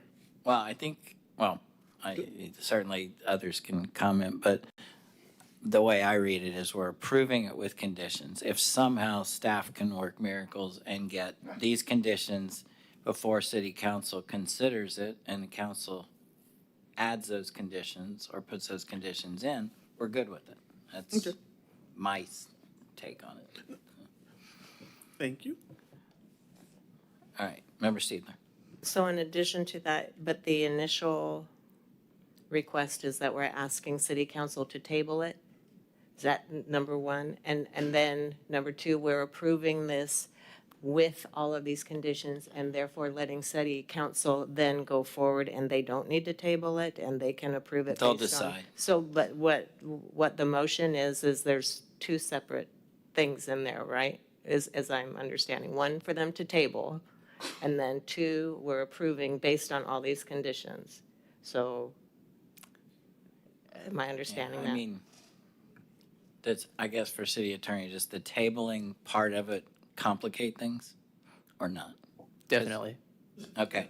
Not to a point that it becomes impossible, but I mean, I think from my understanding of what the will of the board is, if you approve with the conditions you've listed, it essentially notifies council in the same manner as if you recommended tabling as well. Member Rice, motion or? So I think what you're saying is, I can't sort of hang on the fence. I have to decide either table or denial, okay? Well, So because of all the questions, I don't think there's really much of an option except for recommend denial unless these things can be addressed. Okay, without having these addressed, I don't see how this body can recommend something to city council that we have so many questions about. And that was my point. That was the reason for my That's a good question. I mean, I would struggle. I wouldn't pass this ordinance myself without having some of these questions if I was on city council. Now, you know, city council always has the ability to, you know, to take our recommendation, don't take our recommendation, or what, and that's fine. That's why they sit in the big seat, okay? And, you know, they have a lot more on their plate that they have to consider as staff time and cost and all the other things that P and Z doesn't have to worry about. But I think we just need to, we've done our due diligence tonight. Okay? So at And this feel time, there is comfortable with a that. motion and a second hanging out there, so a vote does need to be taken on what was motioned, which I guess if now denial is what the board wants to do, you would deny the current motion and then make a motion to deny and approve that. Okay, so if we want to, we have to start over, we got to vote no on this one to start over. And Chairman, if I could clarify, typically the board would recommend denial on an ordinance that you couldn't salvage, right? In this case, you're saying that in the current state, you wouldn't recommend approval, but you found ways that you would accept it, which is, I think, what David's trying to get at, is you're recommending approval with changes to certain sections.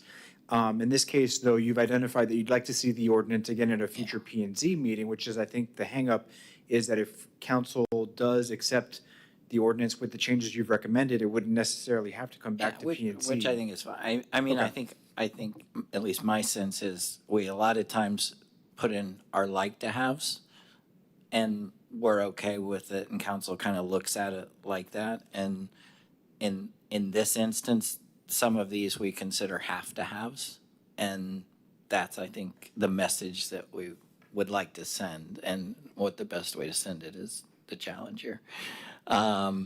So, What was the original motion ever seconded? yes, Larry seconded it. So, it sounds like we should vote no on this one and then take another run at it. But I'm not gonna tell anybody how to vote, but that's how I read it anyway. Roll call, please, Laurie. Member Garad, I have to recommend no. Member Scully, No. Member Graham, No. Member McDaniel, No. Member Rice, I have never voted against my own motion before, but no. I was just thinking that same thing. So, did you vote no? You did? Secretary Faison, No. Chairman Aton. No. Okay. Start over. So you can say do very you- strongly suggest. Oh, come on. Member Garad. Oh, I'm sorry. Well, no, I thought you were, okay. Larry, you're gonna take a run at it? Well, you were looking for a motion, right? We're looking for a The motion, yes. right motion, which was to recommend denial of the request. I thought you were having. We heard two opinions on that. I don't know that we heard, So if we recommend approval, if my motion is to recommend approval and the stenographers and staff can get this all yeah, written up. I think there's one, jump in here if anybody's got an exception with this, but I think there's two modes. One is to keep everything we said at the last one, just without the table, and we recommend approval for that. Or I think we do that exact same thing and recommend denial for that. We could do it either way. I think Eddie's sense is the approval way would be the better way to go. I think that's probably fair. I believe Eddie can get this codified and spell checked and repaginated for the city council in the next, 10 days, 2 weeks, something like that? Will they see exactly what we saw tonight? 28th.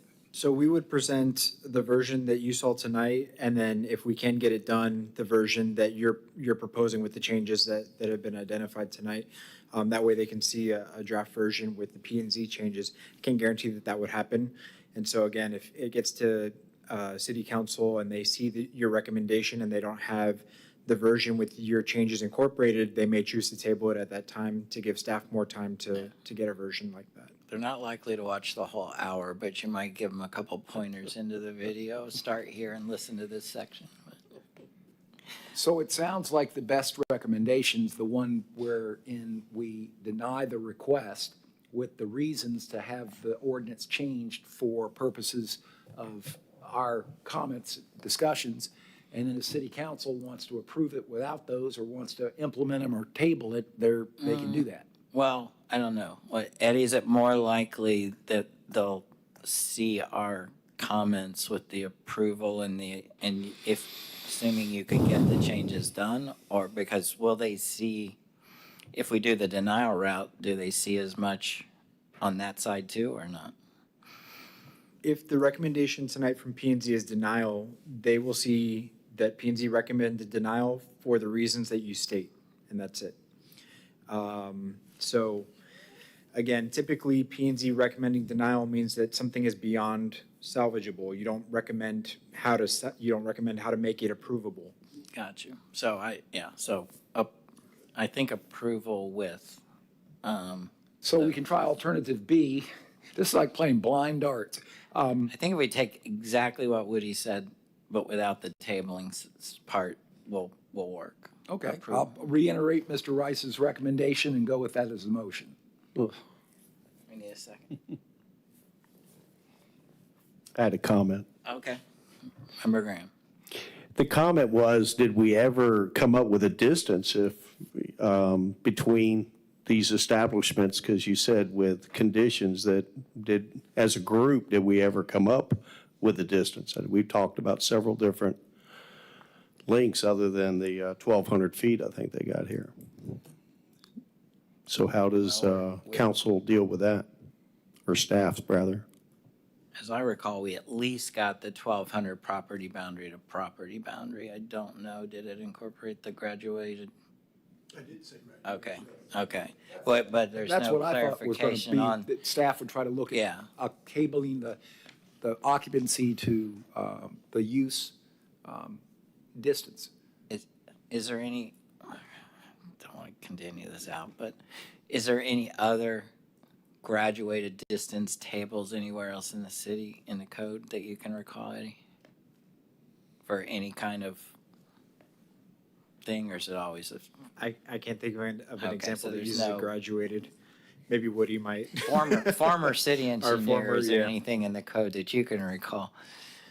No, but it's called thinking outside the box. Oh, I get it, but we're also not giving him any guidelines to the milestone or the fence post guardrails of that graduation, but we'll let him figure it out. So, okay, so that's the motion. Do we have a second?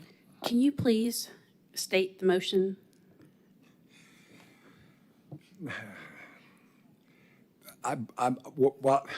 The first motion that got denied was to approve it subject to implementing the concerns as new standards within the ordinance that were discussed.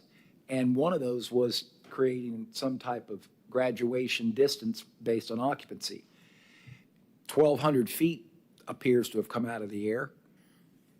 I asked the question, where's 1,200 feet come from? And nobody else said 500 feet. Where did that come from? And I think the answer was, we just thought that was a sufficient distance. The state does not require distance separation, correct? That's correct. I believe that's from the other assisted living facilities distance requirement. So there is already a codified separation between those, and this is the same as those? Correct. Okay, Woody's gonna go at it again. Okay, I'll go ahead and make the motion, and I'll reiterate, and then everyone else gets to reiterate, so it's clear for the secretary. I'm going to move for approval with the following recommendations. That we include a fee in the application, in the ordinance. We include a graduated distance based on the number of occupants. We address inspections by both the building department and the fire department. We include in the application everything that's on page 21 of our packet, with the exception of fee schedule and refund policy, and the following items. The certifying entity is, which one is it? Is it FARR, FCB, or DCF? The certified recovery level, is it a level 1, 2, 3, or 4? Types of services offered. Is it a 24-hour facility, just day or just night? Staffing levels and security. And the cleaning up the appeal process with the magistrate, or going to the circuit court, or what we need to address there. Revocation. And, Revocation. oh, yes, the automatic revocation if closed, abandoned, the facility, or they lose their certification. It's an automatic revocation. Okay? And that's my motion. We have a second or any additional amendments? Member Garad. I second that. All right, we have a motion and a second. Any more discussion before we call the vote? Seeing none, have at it, Lori. Member Graham, Yes. Secretary Faison, No. Member Rice, Yes. Member Scully, Yes. Member Garad, Yes. Member McDaniel, Yes. Chairman Aton. Yes. And you need a reason for Member Faison, ideally? Yeah, once again, my no is based on this piece of policy, in my opinion, needs to mirror what we already have for group homes and make it a lot easier than all these additional requests that we guys are doing. And so for that reason, I say no. Member Rice? Well, I think, I agree with your point, okay, but I think staff realizes that too, and I think they're gonna look at the 500, they're gonna look at things and make sure some of the recommendations with distance will be decided, because I think we do have to make it uniform across the board to some degree with inspections, when it comes to inspections and everything. That's a whole different ordinance. Tonight, we're just dealing with this ordinance, not the ACLF ordinance, not the group home ordinance. But in respect to this ordinance should mirror the others. So we've asked things for this ordinance that we don't ask of the others. And in that respect, there's a no. And so I understand this is gonna go to the board anyway, and they're gonna vote on it irrespective of what we vote. They're still gonna see it. So I would have rather send to the board the answer of a no and have staff go back and mirror the other ones, because otherwise this body is saying that we approve this ordinance as it is, knowing that it does not match any other group homes. And I didn't want to stand on that, okay? Okay. Eddie, I hope you got what you need. You got a little bit of work ahead of you. Item 9B, please. All right, we gave you the hard one first. Item 9B begins on page 27 of 56. This is Trucks on Local Roads Ordinance. On December 10th, 2024, the council provided an advisability to restrict heavy vehicle equipment from having access to residential areas. Discussion included the concern of moving and delivery trucks and limiting construction vehicles. On January 28th, 2025, the city attorney provided a memo with examples of local ordinances. Council directed staff to bring back additional information on the site plan review process. In addition, council requested the memo prepared by the city attorney be sent to P&Z to review and make recommendations. Council also directed staff to prepare an ordinance to establish no-through truck zones that will prohibit trucks from traveling on certain local roads when an alternative route is available. On February 19th, 2025, the P&Z provided comments on the city attorney's memorandum. The ordinance will create a new section to the Land Development Regulations 1734 titled Restrictions on Truck Use of Streets. It describes how no-through truck zones may be established by the City Council through the adoption of a resolution designating the specific right-of-way on which through truck traffic shall be prohibited and where signs shall be posted. In addition, the ordinance requires a site plan to include information describing the proposed routes for heavy trucks to be utilized during construction. If you'll turn to page 45, towards the bottom, these are the P&Z meeting minutes from February 19th, 2025. And you'll see that the motion that was made to recommend to City Council was supporting moving forward with an ordinance to address truck traffic on local roads. So this is a topic that's been brought before you in the past, and a motion was made in support of this ordinance. On page 38 is the memo by the City Attorney's Office establishing the city's right to identify no truck zones. So this is our legal right to identify these no through truck zones. On page 42 is a copy of the Code of Bonita Springs as an example.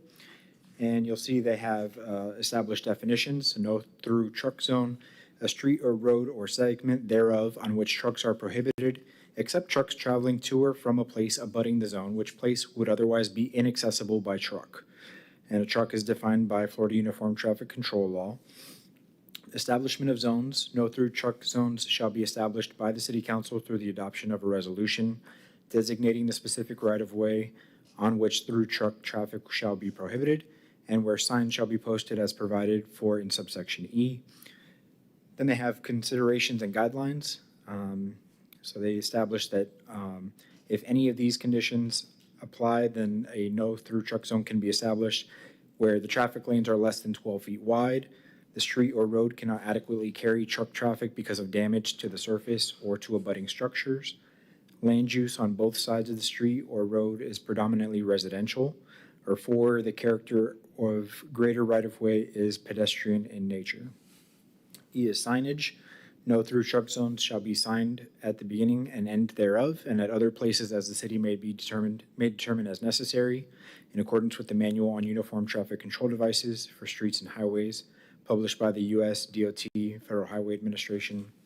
F, prohibition. It is unlawful for any person to drive a truck in a no-through truck zone unless the driving of such truck is within the exceptions specified in the definition of no-through truck zone in subsection B. And then exceptions, which is their section 4061. The first exception is any truck making a delivery or providing services to or from a location in or abutting the no-through truck zone, which location would otherwise be inaccessible by such vehicle. The operation of a truck where necessary to reach the truck driver's personal residence. However, it doesn't authorize the parking of the truck at the residence. 3, public service, other government-owned vehicles. And 4, emergency vehicles. So that's the Bonita Springs example ordinance. On page 30 is the beginning of the draft ordinance and the proposed new language. And you'll see that a lot of it models the Bonita Springs example, has the definitions, establishment of the zones, consideration and guidelines, which are the same, signage, prohibitions, and exemptions as well. With that, I'll take any questions. Thank you. Member Chapman. All right, Eddie. So I used to be in the trucking industry. I used to own a trucking company. A lot of this, with regards to local truck traffic, I saw this come across. I think there was something being built on the north side of Titusville, and there was trucks going through. People were coming through talking about kids playing in the roads and things like that. They were concerned, right? At that point in time, I was just a citizen. I came up, gave my 3 minutes. I spoke on weight.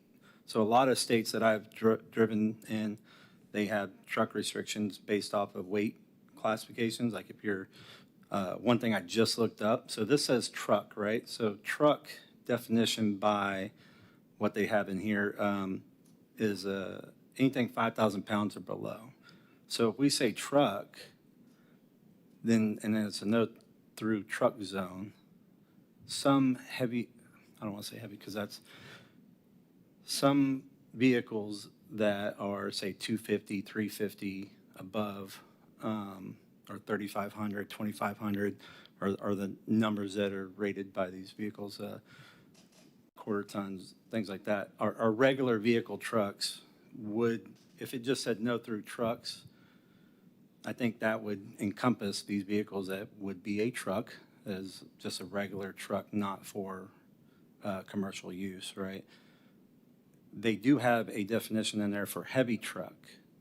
So would it be best to put some verbiage in here to state any heavy truck on our local roadways, and then that would give it that 5,000 pound and above rating to where, or do we want to look at each road and see what can that road weight maintain, and then let the engineering of that road say, okay, this road needs to be, hey, 12,000 pounds or lower.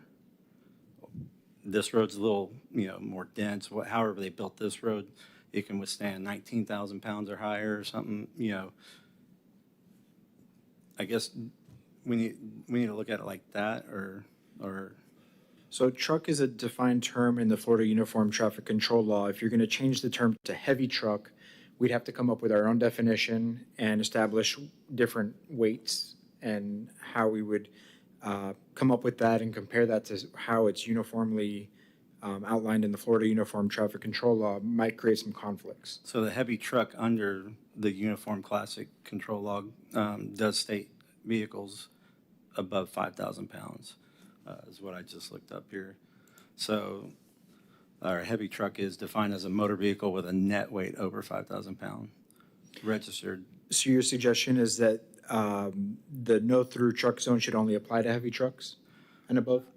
I would think that if you just say truck, that are, a normal Ford F-150 would be classified in that, oh, hey, there's a truck driving down the road through a no truck zone. As simple as that might be, like, it's normally something that maybe something one might not look at it, but the verbiage is there and say, no, that's a truck driving down a no through truck zone. Someone ignorant to what truck means, but if it says heavy truck, then okay, now we're thinking, okay, someone outside the realm of trucking or anything like that, a heavy truck would say to them, would picture more of a commercial style truck. That would put you in the 5,000 pounds, but at the end of the day, it really depends on the load that road can take, and then what you're willing to allow for a certain period of time before you got to reconstruct that road. How often does those style of trucks come up and down that road, right? So Well, I think the structural, sorry to interrupt. No, you're good. The structural integrity of the roadway is only one consideration. Like you'd mentioned, one of the concerns when this ordinance was first, the idea for this ordinance first came about was the children that might be impacted by playing in the roadway near heavy equipment. And so that doesn't necessarily have a bearing on how much weight the roadway capacity can hold, as much as limiting traffic on local roadways when there are alternatives. Okay, so they're really trying to just redirect the traffic instead of saying, we will allow it as long as it's a certain weight or not, I guess. I believe that was the intent. Okay. Yeah, because I know when they first started talking about it, they were wondering how they were going to say no truck can come through this road, but can go through that way. And I think that's what, I was offering the weight thing. That's what I see in most states. They'll say either weight or axles, however many tandem axles you have, or the common ones that I always saw as that's how they would restrict a road. So that's all I wanted to put on that. Member Grod. Thank you, Mr. Chairman. What does the Florida Uniform Traffic Control Law define a truck as?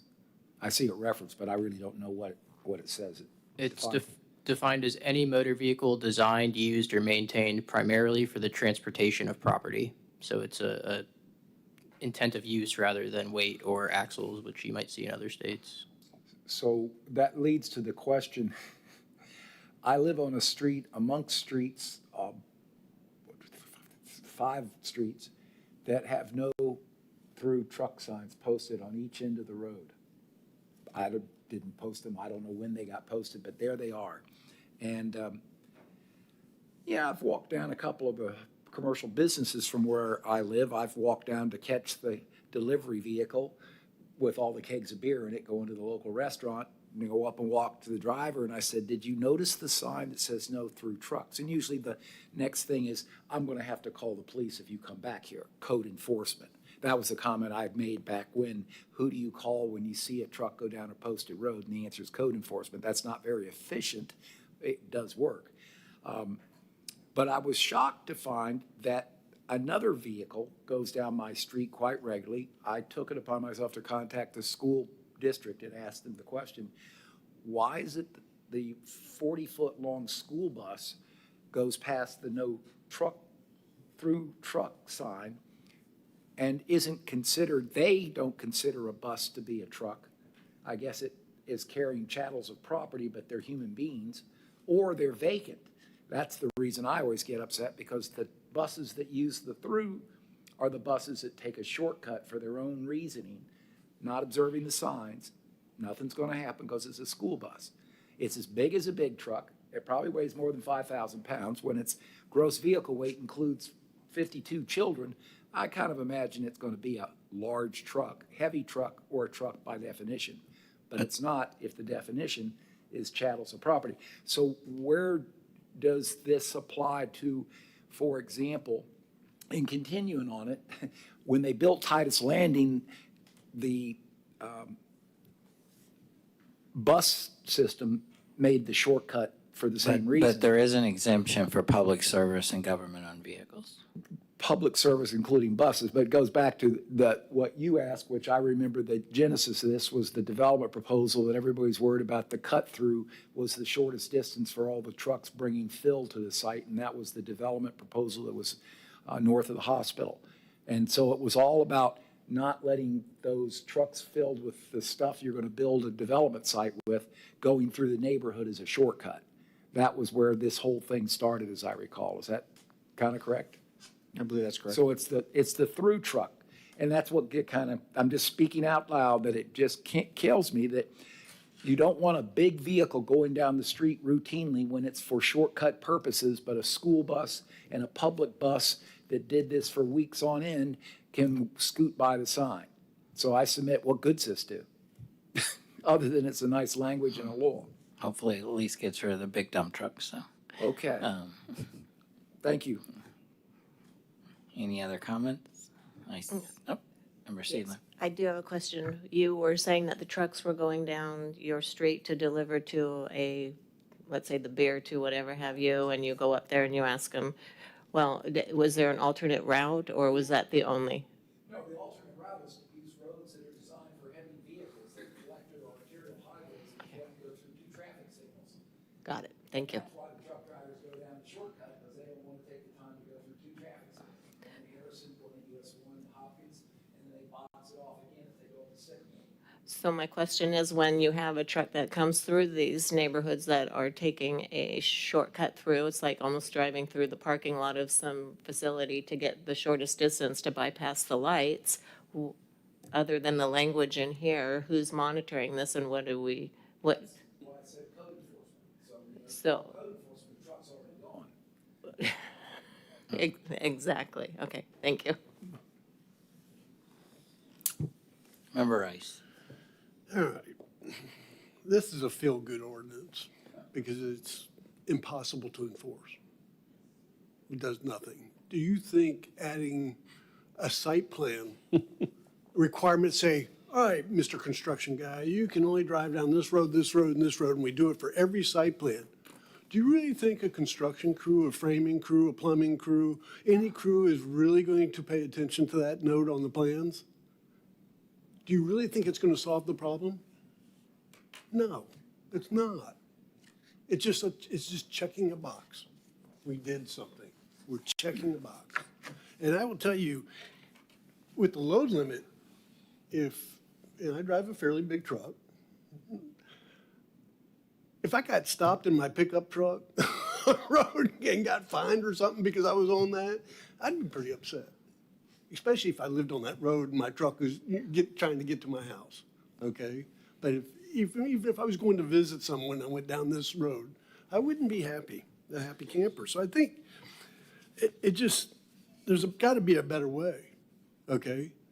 And if I were, if you want to put a note on a site plan, you put on a note that construction crews have to take I'll read what I added as a note. If I was going to submit a site plan to the city of Titusville, I'd add a note on the site plan that specified that only collectors and arterials designated roads shall be used as the primary route to a construction site. If a site cannot be accessed via a collector or arterial, then local road usage is allowed, providing the local road is the shortest and most direct path from the collector or the arterial road. If the shortest, most direct local road is designated with a signage "no trucks," then the next shortest, most direct path may be used. If there are no other possible routes to the site other than a no truck path, then the local road may be authorized. Okay? I mean, that's what you're basically saying.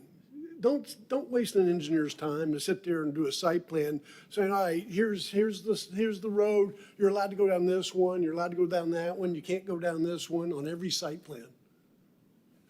Really, the biggest enforcement is you can add just a simple note on a site plan if that's what you guys want to do, okay? And then post signs, okay?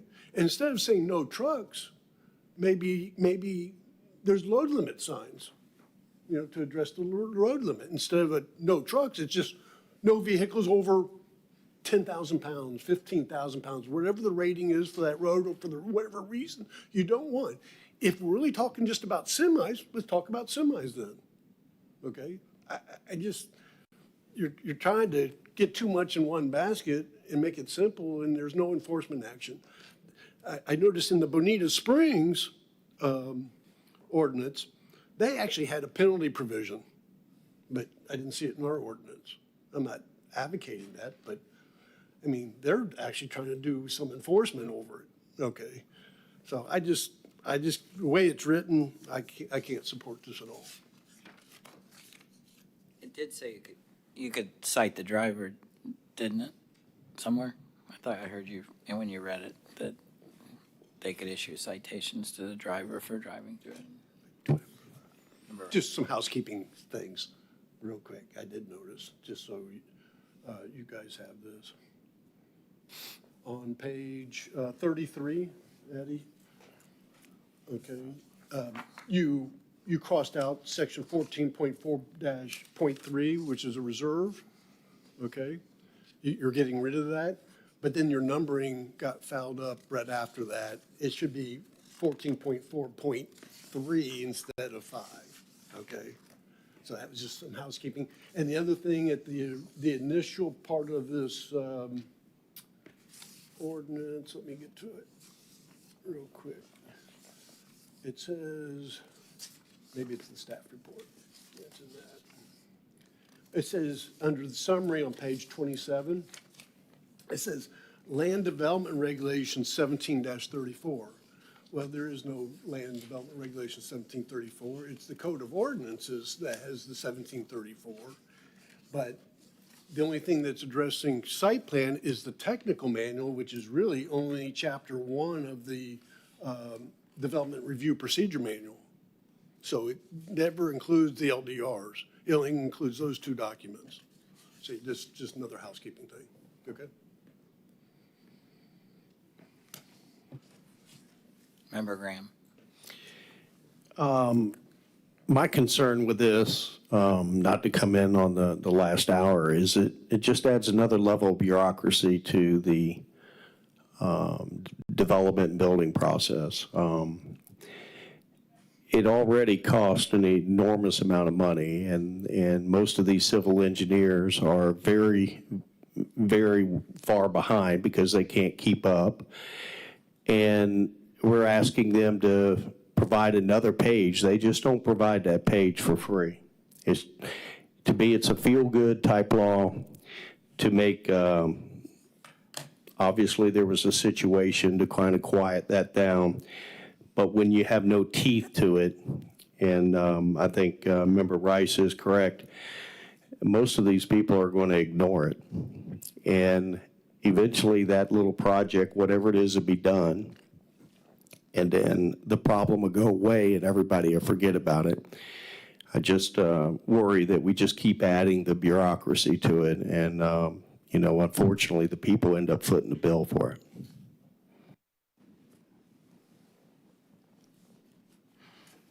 So I guess I have a question. Eddie, Member Grod mentioned that there are already no through truck zones and signage and all that in the city. Is that zones already there and there's an ordinance to protect that side of it, and this is strictly an add-on for the land use and site development piece, or is this everything to add no truck zones throughout the city and to give the enforcement people some teeth to be able to enforce that? That's a good question. I don't know the background on that specific zone. There must be a process in place already if there is one. We didn't see that in the LDRs in this section where we're trying to add it. But this would give us the means for implementing additional no truck zones and give us some criteria, similar to Bonita Springs, how they identify if you're going to establish it in this area, you must meet one of these criterion. Yeah, because I mean, I certainly see the need for no through truck zones from a safety and all that, and being able to implement that through the city. Complicating it as part of a site development process and all that is where I think things go astray, at least from my point of view.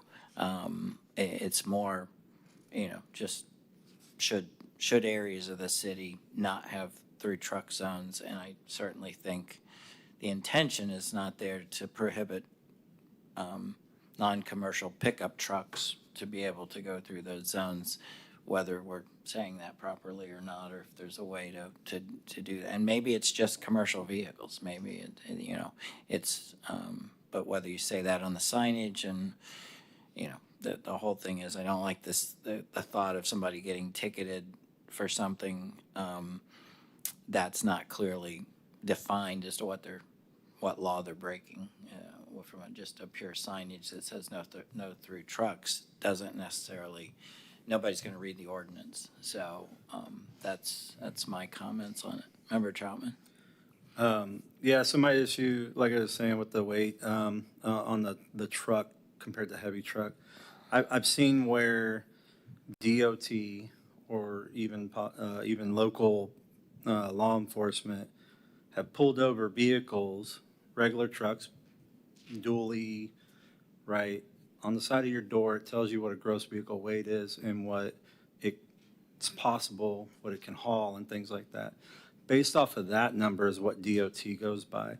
And if that number is within this range and you're down that road, they will issue a ticket based off of that gross vehicle thing. Now, it does state in here, carrying goods, that'll be dependent on the police officer at that time or DOT at that point, when they pull someone over, are they carrying goods or not, right? But I have, been around, I've not personally been pulled over for that, but we've been educated on that when I was in trucking, that this is a thing, that even as a local person driving a local truck, if for some reason DOT sees that, like, they will just see that verbiage and not see that you're a company or doing this sometimes. So that's why I wanted to really hit on the heavy and the truck and how we really define that. Like I said, most cities and states, they have a weight restriction or an axle restriction. Most of the cities and states say local roadways cannot be accessed by anything over 5,000 pounds. They'll go into the artery roads and the collector roads, and they'll say that that's how they define what roads will allow for trucks. Local traffic, yes, like, your Amazons, things like that, that's different. But if it's kind of hard to try and put a sign out everywhere a new development comes up, because then is it only there temporarily while that development there, and then do you take it back down because there's really no true traffic there, just only for that site development, really, Those are things too that I think that we need to think about, like, are these, part-time signs, so to speak, during developments? Are these signs that, okay, this is something that is gonna happen to this business periodically throughout, every week? Do you have time zones for different deliveries?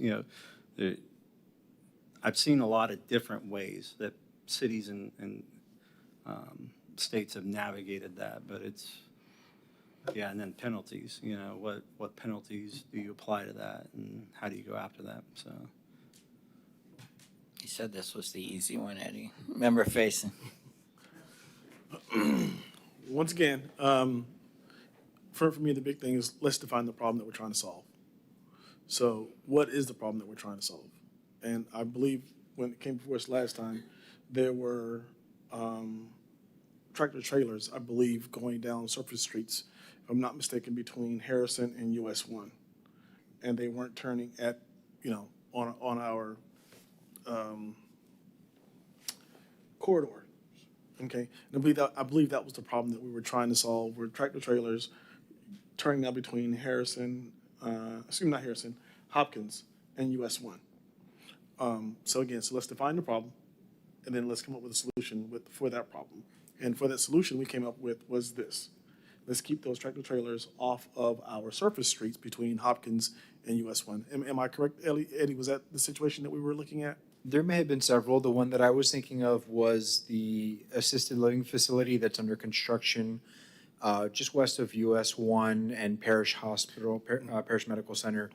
And the issue there was the neighbors to the west off of, I believe it was Alabama Street in that neighborhood. They were arguing that the construction trucks were using the local roads when the other side of the development fronts on US 1 and has access to an arterial that would be they felt would be more appropriate for fill and larger trucks versus using the local roads on the west side that runs through their subdivision. And so council wanted to find a way to restrict that activity and encourage or require that they use busier streets. All right, great. So Eddie, to me, Eddie, from what you said, there were two key points. Number one, that this is generated from council. Council asked us to do this, to review this. So keeping that in mind, there's that caveat. And the next was, again, the actual use case that we're pinning this against, that we ought to be kind of considering what has transpired and what has kind of caused this. And so as we continue to talk about it, let's kind of use those use cases and that genesis for this conversation. Member Rice. Well, the solution to that type of problem, okay, is that during, every site plan goes through a pre-app, okay? You actually have a person on your staff that has a PhD in traffic engineering, okay? Pretty smart guy, all right? If staff recognizes there's a problem, a specific problem to a specific site, that's the time to point it out to the developer and the engineer and say, hey, guys, we have concerns about traffic.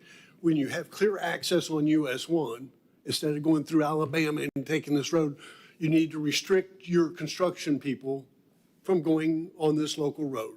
And you cover it under the notes and things on the plans, okay? That's the way to handle it. It's very site-specific. Almost, every site plan is site-specific. Everything we do is site-specific. The grading, the plumbing, the utilities, everything is site-specific.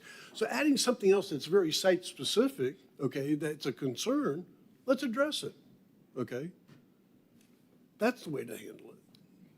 Just don't blanket everybody. To respond to that, Member Rice, that information is not currently required to be provided during the pre-app as far as what streets will be used for construction purposes. And so that was part of this ordinance, was including that as part of the pre-app requirements. It's on, under section 4, beginning on page 31, 32. It's the new section 14.2.11 that says proposed routes for heavy trucks utilized during construction for the purpose of reducing impacts on local streets. And so part of this ordinance would require that information at the pre-app stage moving forward, whereas it's not currently required. I know what the ordinance says, I agree. It says it all over the place on things, okay? What I'm saying is, staff during a pre-app can recognize there's a problem and point it out that we're concerned about this, okay? But there is no concern, don't make an engineer put anything together, okay? You guys can sit there and know that, hey, this front's a local road and this can be issues based on our experience, okay? Things happen all the time with experience from a staff level, okay? And that's you don't just say, let's make a regulation. You know, be proactive as staff. That's why you guys do what you do, okay? Be proactive, recognize issues. Recognize if there's not enough water in a place. Recognize if there's an erosion control problem. That's what you guys do for a living. Just continue that same philosophy. But now this has a heightened level. You don't need an ordinance to do your job. You can do it today. Member Grant. Thank you, Mr. Chairman. In reference to Mr. Rice's point, I think that the ordinance is covering more than the typical site plan analyses that you would do. It's implying that I'm protected, that I'm not going to have trucks go down past the two signs that say no trucks. So if this is more comprehensive than just conditional uses or site plan engineering plans, that's my first question. This is more comprehensive, isn't it, than just site plan analysis? You don't have to get a topographic survey to show where my truck is going if I've got a permitted use, that I'm not going to have to go through a site plan analysis. Or I'm converting a house into a ACLF, or matters that don't generate that. I think this is a bigger ordinance than that, isn't it? I'm not sure what you mean by a bigger ordinance. The genesis of this was a problem. The problem was truck traffic in neighborhoods. You named the right place. That's the same place I was talking about. The problem is the city apparently can post no through trucks. I gave reference. I can name the 4 streets. They come from Titus Landing north. Every one of them have signs on east and west end, and the large trucks drive past them. I asked, I think before, the enforcement of this. If the enforcement of this is limited to code enforcement, good luck. Because what are you going to do? You're going to have the code enforcement officer pull the truck driver over? They can't do that, I don't believe. And their civil procedures, you're going to go to a special magistrate hearing to make sure the guy doesn't go down the truck again.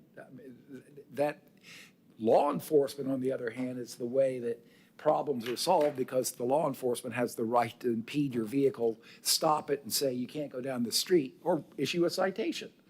But this isn't for law enforcement. This is for code enforcement.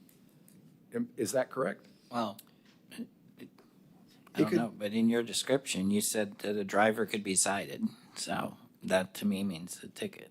But A civil citation may it be, but it's not a moving violation. And if the information's identified on the site plan as far as which streets are intended to be used for construction purposes, the site inspectors could be out at the site and watch which streets are being used by the trucks entering and exiting the site, which could become a complaint on that end as well through site development. I fully comprehend how in a construction site, over months of time and delivery of materials and the process development, diverts trucks through the quickest possible way. Just ask a truck driver that hauls fill, you want to drive an extra mile or do you want to drive extra less mile? And people get hauling material to a site, they haul as many hauls as they can get in a day, so they go the quickest possible way they can get there. That's where the issue came from. This ordinance is bigger than just a site plan analysis and construction approved through a conditional use or a site development plan analysis. This is applicable to my scenario on my street, where one end of the street says no through trucks, The other end says no through trucks, and here comes the through truck. And I take my own self down to catch the truck driver and point out the sign and say, don't come down the street, you know better than that. And that has worked successfully, which goes back to the theme, why write a ticket to somebody? They may not have known they couldn't do it, be it they can't read. The condition of this is bigger than a construction site. It's for me as a citizen who doesn't want the truck, or as I said, the school bus, which are large vehicles that go down this street. Sometimes I wonder if that's really 25 miles an hour when they went by like a speeding bullet. I don't see this ordinance effectively solving those other problems. Effectively means this isn't going to be a uniform law enforcement issue. This is a code enforcement issue. Well, is it though? 1734A says this section is created pursuant to authority granted under the Florida Uniform Traffic Control Law. That'd be great if it is. And That's what it says. That's the question Right I there. asked when I It said, is says, this going to be it says it code right there, enforcement? 1734A. So it seems like an officer can write a citation for a traffic violation. If that's what it says right now. You said 1734, what page was that? Page 30. Thank you.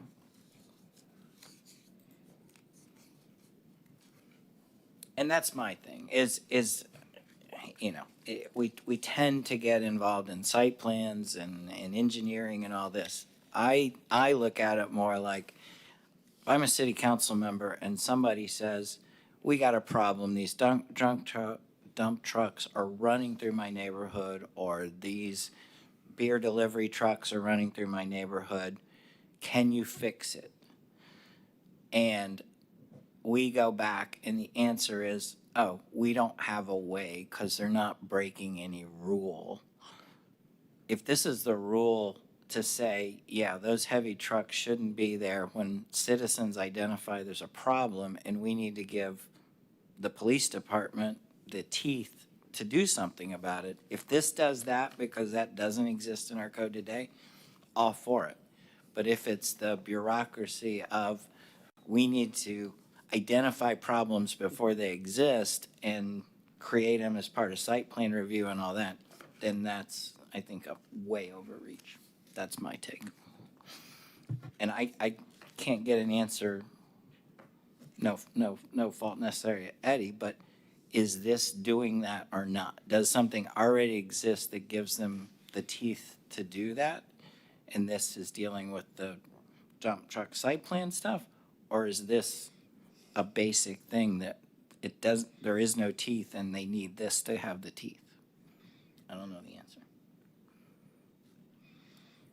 I guess just to add to the discussion, so I think the no-through truck zones that are being referenced by Member Garrod in his neighborhood, there's a provision in section 20-26 of the code that lets the city manager designate truck routes and regulate the parking of vehicles, various sizes and weights, and to place signs and markers necessary to implement that. So I assume that's where those came from. Violations of that section are punishable by a fine of not to exceed $500 or 60 days in jail, which I think would be a hard sell, or through the code process. So we could either, as a municipality, instigate suit seeking that money, or jail time in court, or refer it to code for the normal code violation process. So that's what's currently in place for those, but we could either carry over that same language or add additional penalty language within uniform traffic here, if that's what I'm sensing is the recommendation to tighten up the penalties for this ordinance if it moves forward.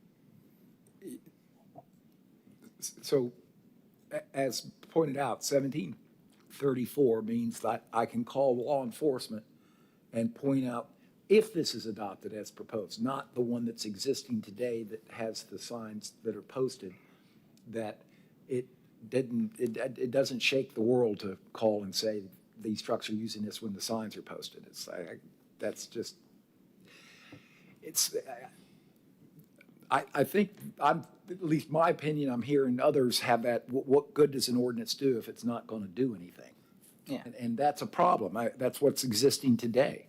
I mean, it's a lock and an honest I person. think that trying to anticipate problems before they happen, this one, that's a difficult problem, but certainly citizens complaining and who they complain to, whether it's code enforcement or it's the community development or their council member, but having some way to fix the problem if it's a valid problem.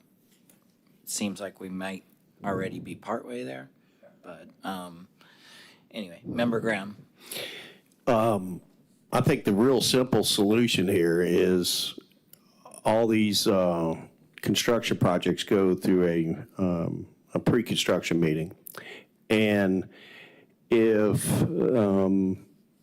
the site or the building department says that we would like you to use this particular traffic pattern, they would stamp it on the drawings. It's red. I mean, it's not uncommon to get a set of drawings. It's got a few stamps on it. We want this, we want that. And the thing that will solve this problem is the superintendent has it, the owners have it, and the city inspectors have it. If they start veering from that, and you have a site inspector say it's happening when they're doing the site and they're running dump trucks, all he's got to do is mention it to the superintendent on that project and it says right there, you can't do it. Can you stop them? If that superintendent thinks that his project's getting held up, he'll stop any dump truck from going that way. He'll stop concrete trucks if it's already stamped on there. So those are the people that need to control this. You can, city staff, meaning the building department, the site, if they see, hey, listen, we got 3 no-through truck zones over here, can you please use this over here? And all they got to do is put it on there. The simple enforcement is just going to the superintendent of the project.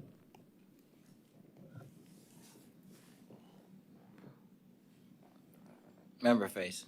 Yep, so Mr. Garrod's point to that is that this is larger than just construction. You know, this is also restaurant deliveries. This is also, you know, any types of other trucks besides construction. And I think that was what his point was. This is just larger than site plans. So, yeah. So the question I have now, that being the case, so here we are looking at making sure that trucks stay on what type of roadways? Are we looking at arterial roads? Are we looking at corridors? Where should they stay?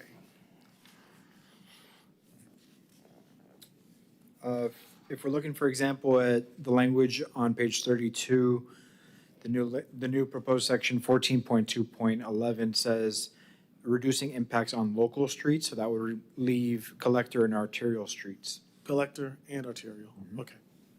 Thank you.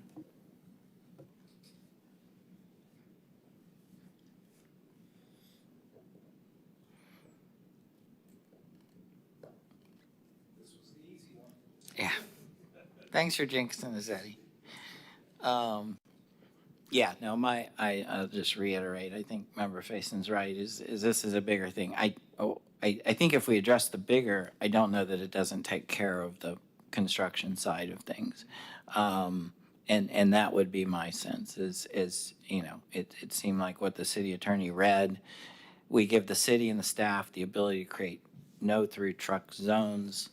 The exemptions seem reasonable that were listed in the red line, and kind of just focus on that without all of the site plan and the development language and the technical manuals and all of that seem to overcomplicate this. It's like, because frankly, if a dump truck driver, if after the project starts, they change where they're getting their fill from, he may change his route, and it was never even anticipated at the time of the site zones. But if he's going through a no truck zone, he needs to get cited.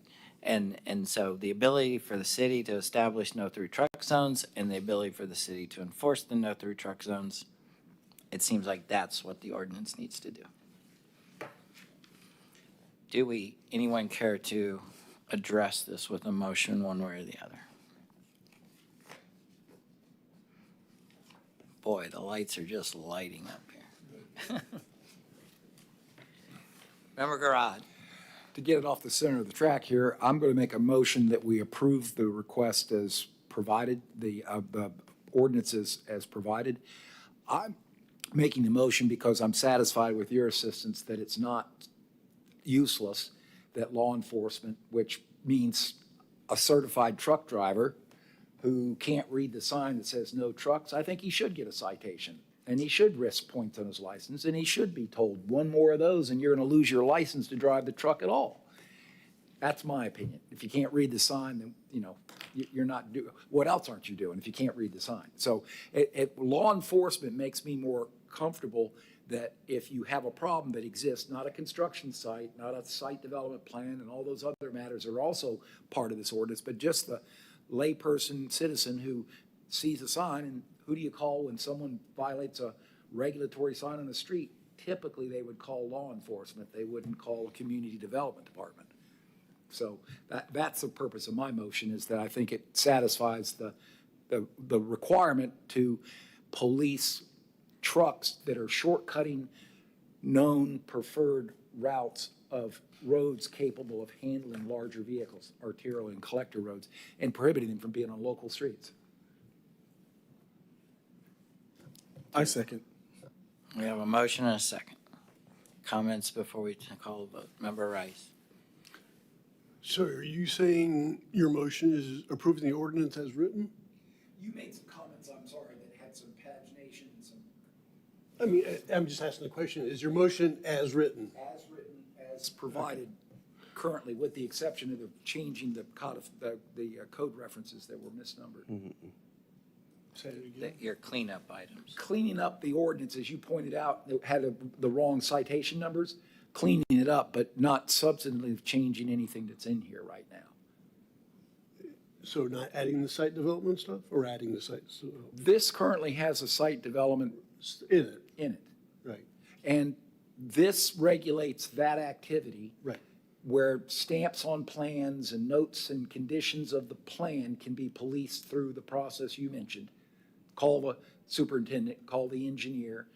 That goes on within this proposed draft ordinance, correct? The site plan analysis, the topographic surveys and all that stuff, and including the new red line underlines, that's going to require new information on those site plans. Right. Yes, That's what this ordinance requires. If you recommend adopting the ordinance as proposed tonight, it will include changes to what's required during a pre-application meeting to include information about which routes heavy trucks will utilize during construction for the purpose of reducing impacts on local streets. And from a site plan, engineering plan, construction permitting process, this allows staff to work with the developer, the construction companies, to identify the correct routes, and conversely, advise them not to use local streets. This will do that. But in a larger picture, it's also, because law enforcement is in it, it provides what is a problem I witness, which is it's not related to a construction site. It's related to activities that take place daily.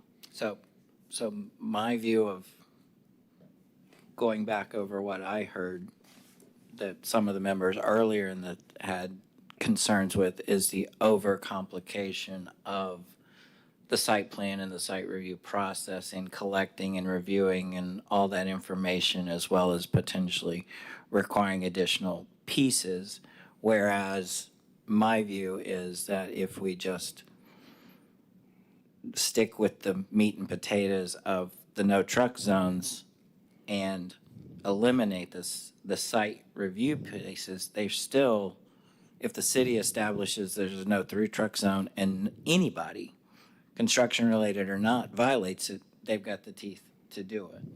I agree that you don't want to overcomplicate this, and I agree that it's overcomplicated if you start adjusting topographic survey information and all the costly effects. I agree. However, without this, is there any legitimacy that you can stamp a construction plan or call a superintendent up and say, your truck's going down that local street, you got to stop? If I'm the superintendent, I'm going to say, whose army's going to stop me? Well, if there's a cop there, he's going to stop. If this ordinance, as proposed, doesn't provide for that, which is codified in this to be in the site plan or the construction engineering plans or et cetera, if this doesn't get adopted that way, Can staff stamp a set of plans I bring in, I'm going to construct a hotel on US 1, and you stamp the plan that say, no through trucks on local streets. And I call the superintendent up, as you pointed out, and I say, look, Ted, you can't be having those trucks down the local streets. You don't understand. We have to do it this way. It's a lot more expensive for us to bring those trucks down Harrison to US 1 and back to Sycamore to get to the west side of Titusville High School for the construction projects. We're going to keep using these local streets. Do you have a rule in effect now that without posting that says no through trucks, although that doesn't seem to work, is there any rule in effect now that would let the superintendent say, oh, yeah, I'll stop doing it because you stamped my plans, don't go down local streets? Without a code, it's a useless stamp. It's a useless condition. It's unenforceable. Or is it? Correct. We don't currently have that codified, and so this would give us the teeth. So if we were just friendly people and truck drivers did read signs and they didn't shortcut construction routes to do a faster pace, without this, you can't stop that. Friendly people might be able to call the superintendent up and say, look, Ted, don't do that. But unfriendly people might say, go jump in a lake. I'm not going to stop what I'm doing. It's time, it's money, and distance is money. So maybe I missed this or misinterpreting this. Is this a two-part thing? One, it eliminates the ability to, or creates the ability to create the no-through truck zones and the teeth to enforce that. But it also gives the building department the ability to establish effectively no-through truck zones, construction-related, that aren't posted as no-through truck zones. That's my question. I think that's how I see it. Okay, well, I want to see, is that what the intention of staff was, to create no-through truck zones that were construction-related without them being posted? So again, when we have a pre-application meeting with someone who's proposing a development, right now we have no standard that says that they have to tell us which routes their heavy trucks are going to be utilizing to bring equipment or fill onto the site. And the proposed language that's added to the pre-application requirements is to add 14.2.11 on page 32 at the bottom that says they would now need to provide proposed routes for heavy trucks utilized during construction for the purpose of reducing impacts on local streets. So it doesn't necessarily say it would prohibit them from utilizing local streets. It's reducing the impact, so it is still open in case there are no other alternative routes. But it shows the intent is to reduce the impact of those temporary heavy trucks during the construction phase utilizing local streets. And that information is not currently required. So there's no way for staff to negotiate or coordinate without that in the code currently or in the tech manuals. So it is a two-part thing, okay. Question. Just to reiterate myself, the purpose of the ordinance is to regulate no-through trucks, not limited to construction activity authorized by permitting, but no-through trucks because of local streets aren't preferred. This is doing that as it's written. It's doing two parts. One is for the citizen that sees the truck, and I get somebody to post signs through the process, and now it says no through trucks. I can call the TPD, and TPD can come police it, period. On a construction site, in addition to that police enforcement, the construction plan is held kind of in jeopardy. I get that now. I did not get that before. And that way, the relationship that the development community has with the community development department is all expressed during pre-applications and site plan analyses. And the stamp on the site plan, as you mentioned, or the footnote or the red line or the signature, when it says no through trucks, what's compromised if you violate that is the plan. All of a sudden, the site gets shut down. That usually gets somebody's attention pretty quick. If the code enforcement comes out and says, this has got to stop, you're coming down these local streets, you're in violation of the plan. But that's not what they have written here currently. You're adding a whole new dimension to the application process with the for construction. If it's just as simple as another entity creating the no-through truck zones wherever they are, And then on every single drawing that comes out, if there is a roadway or an access that says no through trucks, you cannot use that unless you have a special exemption. But what we're voting on right now is way it's written. And way it's written is you're basically increasing the cost for people doing development construction for something that you want to carry through for whether it's deliveries or something else. So to me, this needs to be denied, and then we can deny it with maybe a couple of changes. But if you just accept it and then think that the changes are going to be, it's kind of like the previous one, I think that you're going to be flipping a coin whether that's going to be right or wrong. Member Garad. I understand from the perspective of development, for development purposes regulated through development regulations, I understand that point of view. I understand Mr. Rice's point of view that you're raising the cost of construction because you're raising the cost of an engineer to sign off another page on a plan. The problem that created the ordinance, in Mr. Fason's comment, where did this all come from?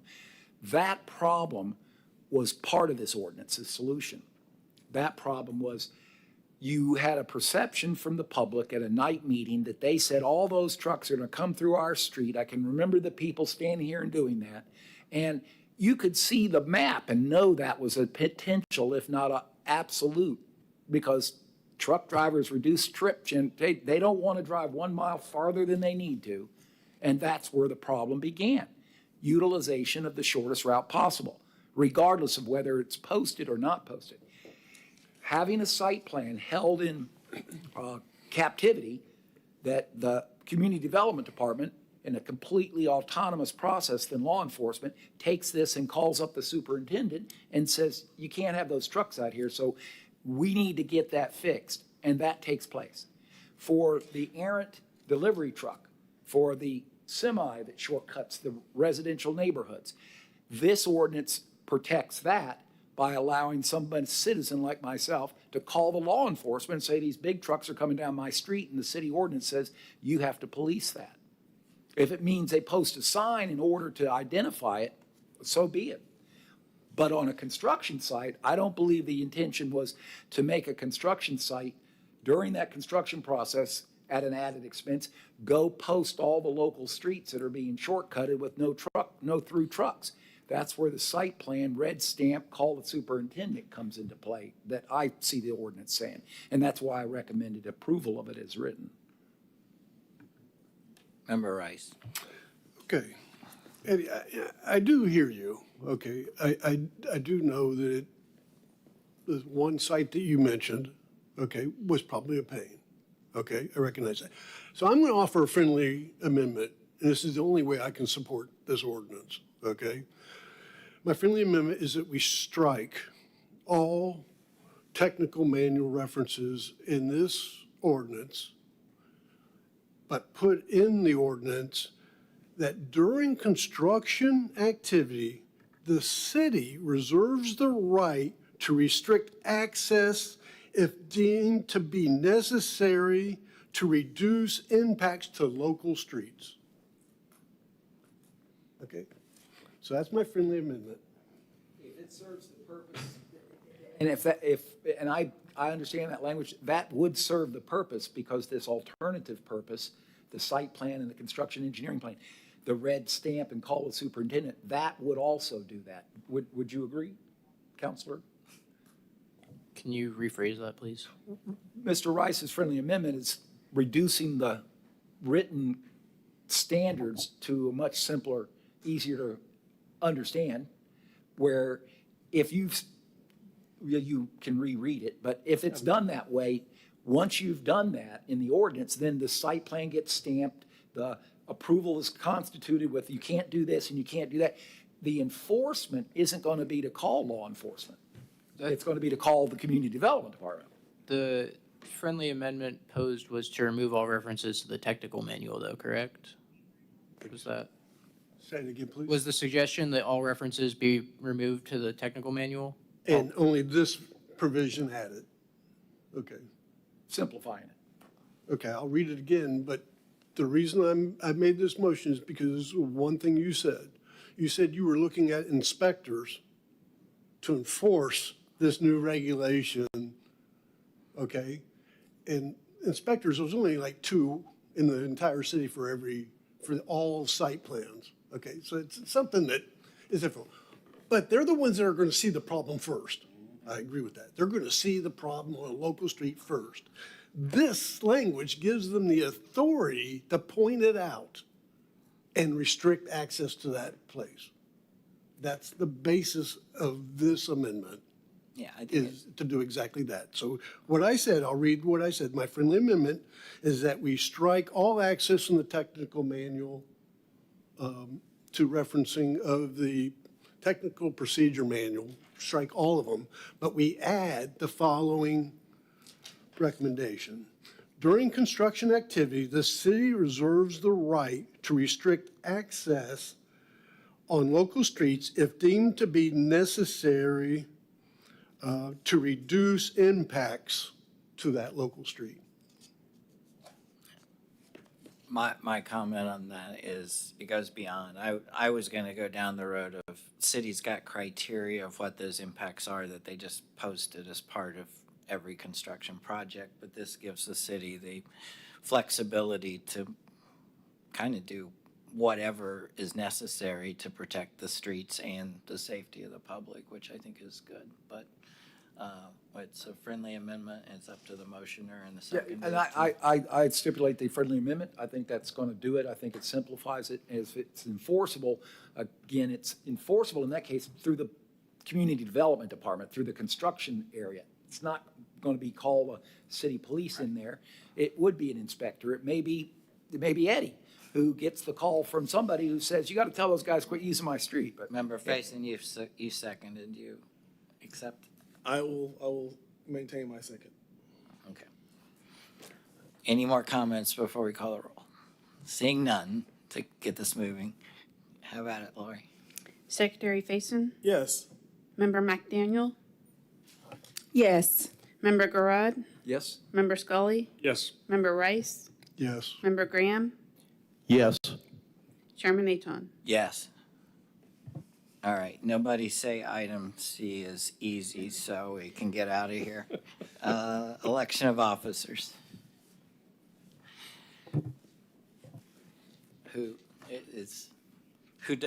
manages this? Do you manage it, Eddie, or does the city attorney manage it, or? The chair manages it. Oh, great. That's not the answer I was looking for. All right, I believe we have an opening for vice chair that we need to fill. So with that, I will open the floor for nominations. Member Rice? Yeah, I'd like to nominate Member Scully for vice chair. Okay. Member Scully has been nominated. Member Faison? And I was going to nominate Mr. Garad. Accept that. And Member Garad has been nominated. And Member Graham, do you have? I'd like to second Woody's for Mr. Scully. Okay.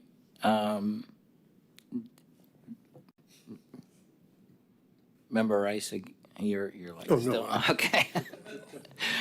Okay, so we got a nomination and a second for Member Scully and a nomination for Member Garad. My only comment would be is this is a backup for me, and the goal is to not have vacations, and I certainly think Member Garad would do a great job.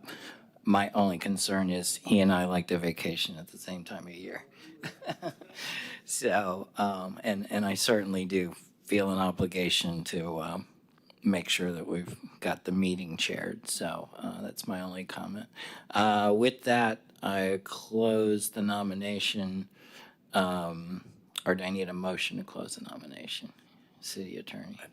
Believe you can close. So the problem with elections is that Robert's Rules of Order are very unclear and mostly say that each body should make its own written procedures, and we haven't, so there's kind of some broad default rules, but I believe you can close without a motion. Okay, close the nomination. Since we don't have any procedures, we don't have any procedures on how we vote for the two nominees.